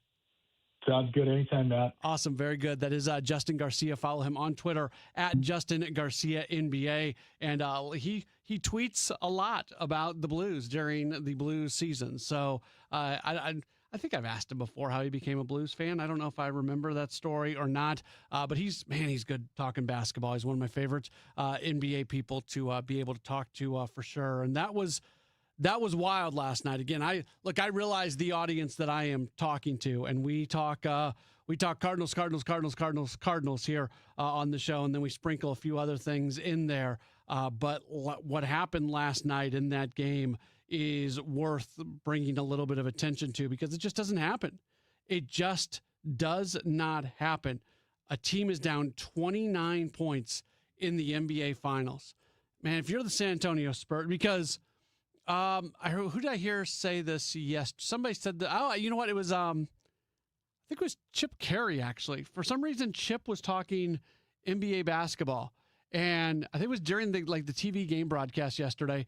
And somebody asked him, and he said he thought that the winner of last night's game was going to win the series. And I agreed with that. If the Spurs would have won last night, and even the series up 2-2 with it going back to San Antonio, I felt great about them. And now it's hard to see any scenario but a Knicks victory in the series at this point. So that's a game that everybody associated with the Spurs are going to be remembering for quite some time and lamenting the way that thing went down. We are going to take a break. We've got more coming up here in just a moment or so. Don't go anywhere. We take you until 8 o'clock tonight. You are locked in to a Gray Bar Sports Open Line on KMOX. I'm Matt Morgan of Morgan & Morgan, America's largest injury law firm. I've had the privilege of seeing miracles, broken families rebuilt, every crash, every workplace injury, every medical mistake. Fighting back can work. We've gone toe-to-toe with insurance giants, and we've won a lot. Over $30 billion recovered. Size matters. Reputation matters. Results matter. There's only one Morgan & Morgan. The choice of a lawyer is an important decision and should not be based solely upon advertisements. Past results afford no guarantee of future results. Every case is different and must be judged on its own merits. Looking for a smarter, safer way to invest? For a limited time, lock in a great rate with Together Credit Union's 11-month CD special. From day one, your return on investment is guaranteed. No market swings, no surprises. Just a competitive, fixed rate that steadily grows your deposit. Make your money work harder with a financial partner that puts you first. Visit a Together Credit Union branch near you or go online to togethercu.org to learn more. Together Credit Union, federally insured by NCUA. Corey from Air Comfort Service? Why are you standing next to my AC? I'm standing behind our work. But it's 8 p.m. You're just going to stand behind my air conditioner? Yeah, pretty much. Could you turn off the sprinkler then? Absolutely. At Air Comfort Service Heating, Cooling, and Insulation, we take pride in our work. If you need a new air conditioner or HVAC system, you can trust we'll install the equipment correctly. Plus, for a limited time, qualify for rebates up to $2,600 and 0% financing for up to 72 months. For a free estimate, visit aircomfortservice.com. Please be advised. You may want to stop eating the following foods immediately: broccoli, kale, bean sprouts, blueberries, quinoa, spinach. Wait, what? I thought those were good for me. Turns out, not for everyone. Because what's healthy for one person can cause inflammation for another. And the only way to really know what your body needs is to listen to it. Listen how? That's where Viome comes in. Viome is a simple, at-home gut health test that looks at your body's real-time biology using RNA to understand what's happening inside you right now. When your results come in, you'll learn exactly which foods to eat, which to avoid, and which supplements are right for you, all based on the world's largest RNA-based human biology database and thousands of clinical research studies. And many people who use Viome report more energy, better digestion, and a better mood within months. So stop guessing. Start knowing. Learn more at viome.com/gut. V as in Victor, IOME.com/GUT. And use coupon code GUTHEALTH50 to save $50 off your purchase. Viome. Trust your gut. Looking for a career change? Well, the Gelman team with eXp Realty is hiring. Their unmatched blueprint to success, real support, and proven systems help agents take their business to the next level. Level up your future and earning potential. Take the first step at thegelmanteam.com. Grab your shades, your float trip gear, and join us June 17th for Chris and Amy Day at Busch Stadium. We'll be broadcasting live from the Mississippi Yacht Club pop-up bar outside Gate 1, hanging with fans and serving up some fun behind the bar. Live music, Redbird special guests will all be there. Plenty of chances to stop by and say hello. Plus, you can sit with fellow Chris and Amy listeners in our special section for just $15. June 17th. Chris and Amy Day at the ballpark. $15 tickets. Get your tickets now. Cardinals.com/Chris and Amy. Go Cards. Ready for instant curb appeal that comes with a 25-year transferable warranty? Call Rhino Shield today. We do brick, block, stucco, asbestos, aluminum, steel, cedar, and more. Over the past 20 years, we've done thousands of homes, businesses, churches, schools, condos, parking garages, large metal buildings, and strip malls, from Champaign to the Lake of the Ozarks. We do flat and sloped metal roofs to extend their lives too. Proud to be veteran-owned and manufactured in the good old USA, so we're tariff-free. We're exceeding expectations every day. Evaluations are free. A+ rated with the BBB and a lot of 5-star Google reviews. Call 877-25-RHINO, 877-25-RHINO, or 877-25rhino.com. See what we did there? Genius. Tell them, ladies. Don't paint, don't Rhino, go Rhino Shield. Never paint your house again. Rhino Shield. I'm Tom Ackerman with this month's Siteman Cancer Center Spotlight, Skin Cancer Awareness this summertime, and we're joined by Dr. Aubriana McAvoy, a WashU medicine surgeon. So I think most importantly, don't ignore a spot that's changing, because early detection can save lives, and a quick skin check today could prevent a much bigger problem down the road. Siteman Cancer Center, national leaders in cancer. For more information, visit siteman.washu.edu. America is turning 250 this year, and Circa Sports is celebrating by offering all users in Missouri $250. For everyone in Missouri, all you have to do is deposit $250 on your Circa Sports app, then play through that deposit. Once you do, Circa Sports will reward you with $250 right in your account. This is available for everyone in Missouri, new and existing users. Celebrate 250 years and find out more at circasports.com today. Must be 21 or older and in Missouri. Gambling problem? Call 1-800-GAMBLER. Broadcasting from the Scott Credit Union Studio, 104.1 FM, KMOX. Welcome back to the Gray Bar Sports Open Line. Once again, Matt Pauley on KMOX. This is a Gray Bar Sports Open Line right here on KMOX. My name is Matt Pauley. Starting to wrap things up here on the day. We'll get done here at 8 o'clock. And then tomorrow, Cardinals baseball. They are in Minneapolis, set to open up a 3-game series against the Twins tomorrow night. A 7:10 first pitch, which means our coverage tomorrow night set to begin at 6:15. Kyle Leahy will pitch tomorrow. Matthew Liberatore and Michael McGreevy also scheduled to pitch this weekend. One of my favorite things that we do every week is we get to tell the story of somebody or some organization that is impacting this community using sports. It's building community with Busey Bank Beyond the Game. At Busey Bank, they believe every community project, every volunteer hour, every local initiative starts with people who choose to get involved. Through their partnerships and volunteer programs, they are here to support the communities that we all call home. Busey Bank, building extraordinary together.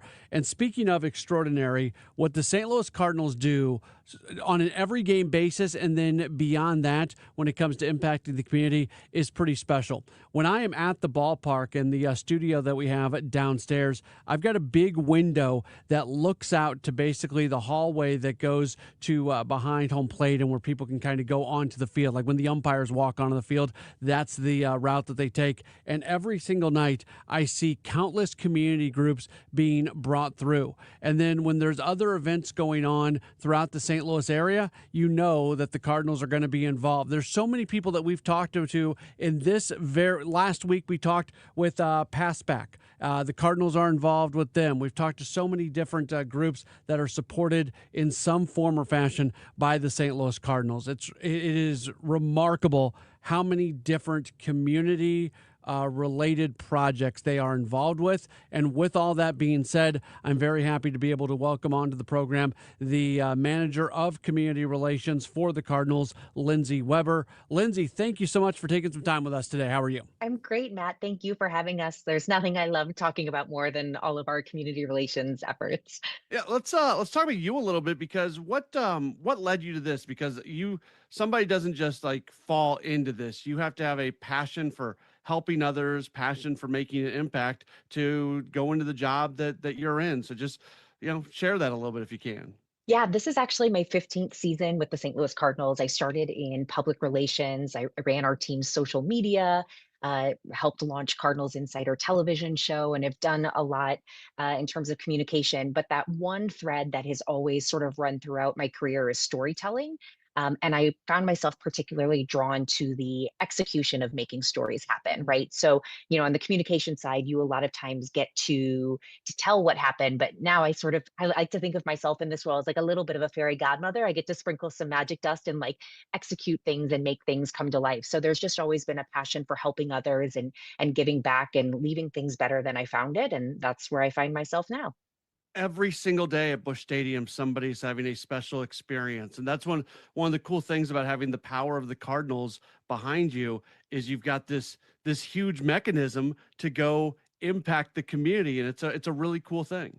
Yeah, I mean, we receive hundreds of emails every week from people who tell us incredible stories about, someone in their life is the biggest Cardinals fan, or they're going through this really difficult time, and the Cardinals bring them a sense of joy and hope in it. And every time I receive one of those notes, it's so meaningful, and we try to do our best to give back and support each and every one of those. We can't always say yes to everything just because of the sheer number of requests that we get, but we lead with a real no but philosophy. If it's a no, we're going to still try to do something to make sure that you have a memorable experience with the Cardinals and leave feeling better about the situation. And I think it's worth noting that, especially, there's so many good guys who play for the Cardinals, and so many nobody realizes, there are very few people realize just like how much they're involved with. And every day I see people wearing t-shirts for a different group or different organization that's connected to a Cardinals player, or Cardinals player providing tickets, and they're sending them out to watch batting practice, and maybe they're meeting with them outside the clubhouse. That's happening basically every single day, whether it's players, whether it's manager Oliver Marmol, whether it's some of the broadcasters. There's just always groups that are coming through connected to those people. Yeah, that is our player ticket program. And what's so great about that experience is we're able to take a player, a coach. We even have broadcasters, Polo Asensio, Benji Molina, who are Spanish broadcasters that participate in this program. And we're able to take something that's important to them and bring that to the ballpark. So matching players with causes that are important to them. So yeah, almost every weeknight at the ballpark, we have a group of kids who gets to come out.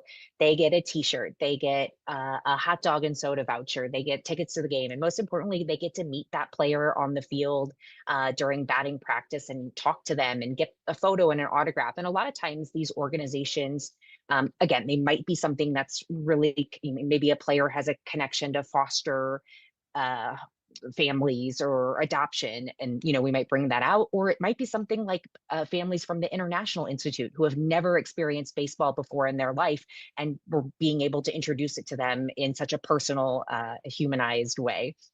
Most people go through life never stepping onto a field inside of a major league ballpark.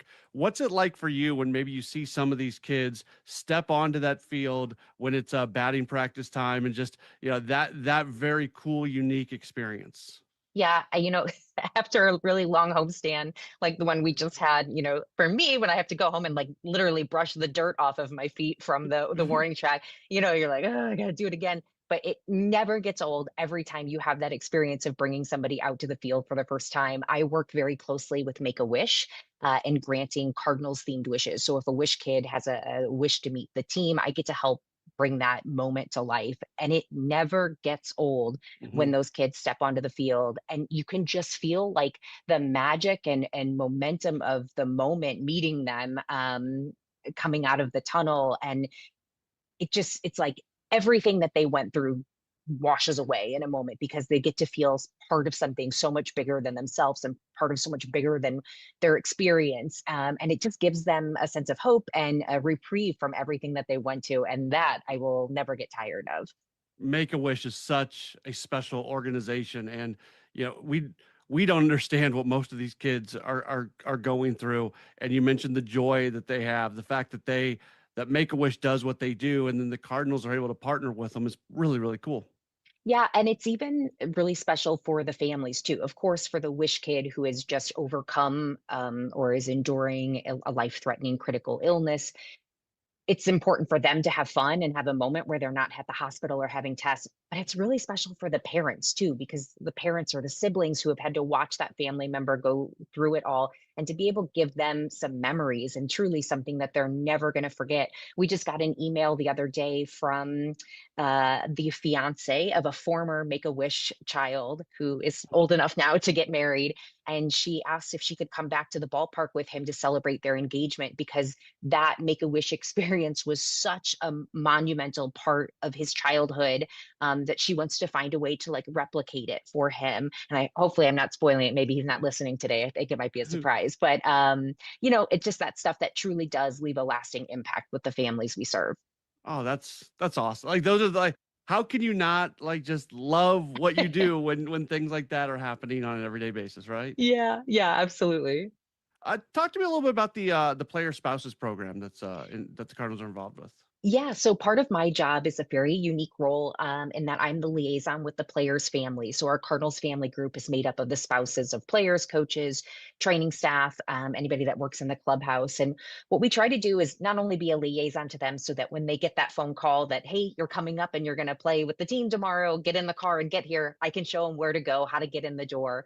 My job is really to branch them and build a relationship with the community. So we do a lot of charitable and fundraising effort. Of course, some of that is with Make-A-Wish. We do a big Wives for Wishes gala every year. Last year, I think raised over $400,000, which is going to grant a ton of wishes for kids in our community. But we also do some grab bag fundraisers where we sell mystery autograph baseballs, a couple games out of the season. And we support typically four nonprofits that work with women and children in the St. Louis community. So we really, when a player and their family moves to St. Louis, we don't want them to just like be here and play baseball. We want them to truly feel the love that the St. Louis community gives us, and for them to be able to give it back. Lindsay Weber is the community relations manager with the Cardinals. A few more minutes with her. Then you guys also support events going on outside of Busch Stadium, or maybe you bring something in to Busch Stadium that's going on outside as well. Something like the Komen Walk, which the Cardinals are very involved with, having a team and really helping support. And I know you guys have had a lot of success with that. Yeah, we recently just participated in the Susan G. Komen More Than Pink Walk. We've been doing that since 2009. We're inching closer towards that $1 million mark in terms of amount fundraised. I think maybe closer to 900,000. I'm a little competitive, but we get to do these things that when people look to the big events that are happening in St. Louis, they want to see the Cardinals there, and we want to be there. We think about everybody, our fans are our neighbors, and we want to be a good neighbor to our community. So we want to try to be at those events. And I also think about it as, my job is to be a mirror to the community. The Cardinals Nation, our fan base, gives so much support, love. Think about the Tarps Off section. They're truly cheering us on every day. My job is to mirror that and be able to reflect and give a little bit back to the community, the same way that they cheer for us. So we are able to do that with things like the Komen Walk. We just had a blood drive as well. So trying to find big ways to give back. Yeah, and the blood drive is another great example because there was a part of that was inside of Busch Stadium, but then there was something, there were a lot of different, sites throughout the community that were involved as well. So, I mean, it's a lot going on inside the ballpark, outside the ballpark, but very much driven by the Cardinals. Yeah, absolutely. Yeah, we just had our blood drive kickoff the other day at Busch Stadium, and we crushed our goal. I know that this is a baseball team. We're competitive on the field and we're competitive off the field. So, I mean, it's so meaningful to see all the people come in, and for them, it's really fun to see Busch Stadium on an off day and like, what does the stadium look like when it's quiet? And, what are some of these areas of the ballpark that maybe they've never seen before?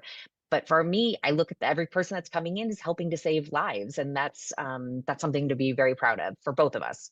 The final thing I wanted to ask you about the pitching in program. Can you describe what that is and just the involvement there?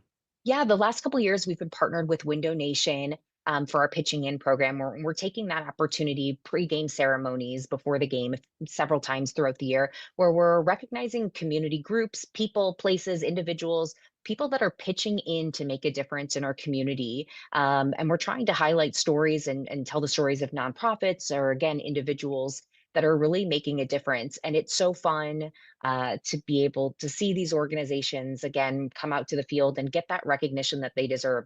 St. Louis is an incredibly philanthropic city. There's so many incredible causes here. And for us to use our platform to let them shine a little brighter, that's the best.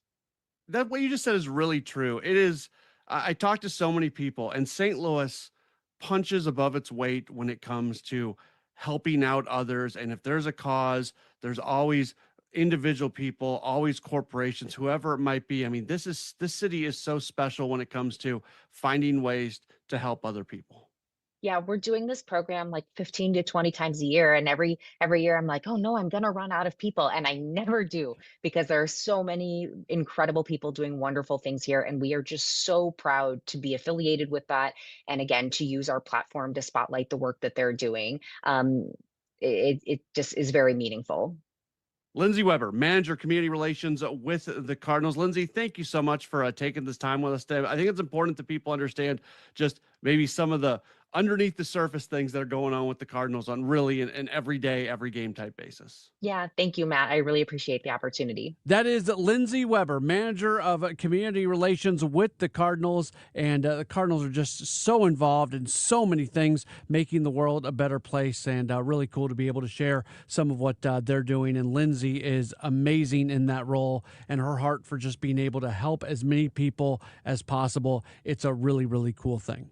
With all that being said, that's just about going to do it for the program tonight. Again, Cardinals baseball coming up tomorrow evening as they're going to match up against the Twins, trying to get a winning streak back going after they lost earlier today to the Mets, but do end up taking 2 of 3 in New York. So tomorrow I'll actually have you for all of Gas House Gang tomorrow during the 12 o'clock hour, myself and Mike Claiborne, and then I'll be back for Redbird Rush Hour in the 5 o'clock hour, and then back for Cardinals pregame in the 6 o'clock hour as well. Have a wonderful night, and we'll talk to you again tomorrow right here on your home for the Cardinals, KMOX.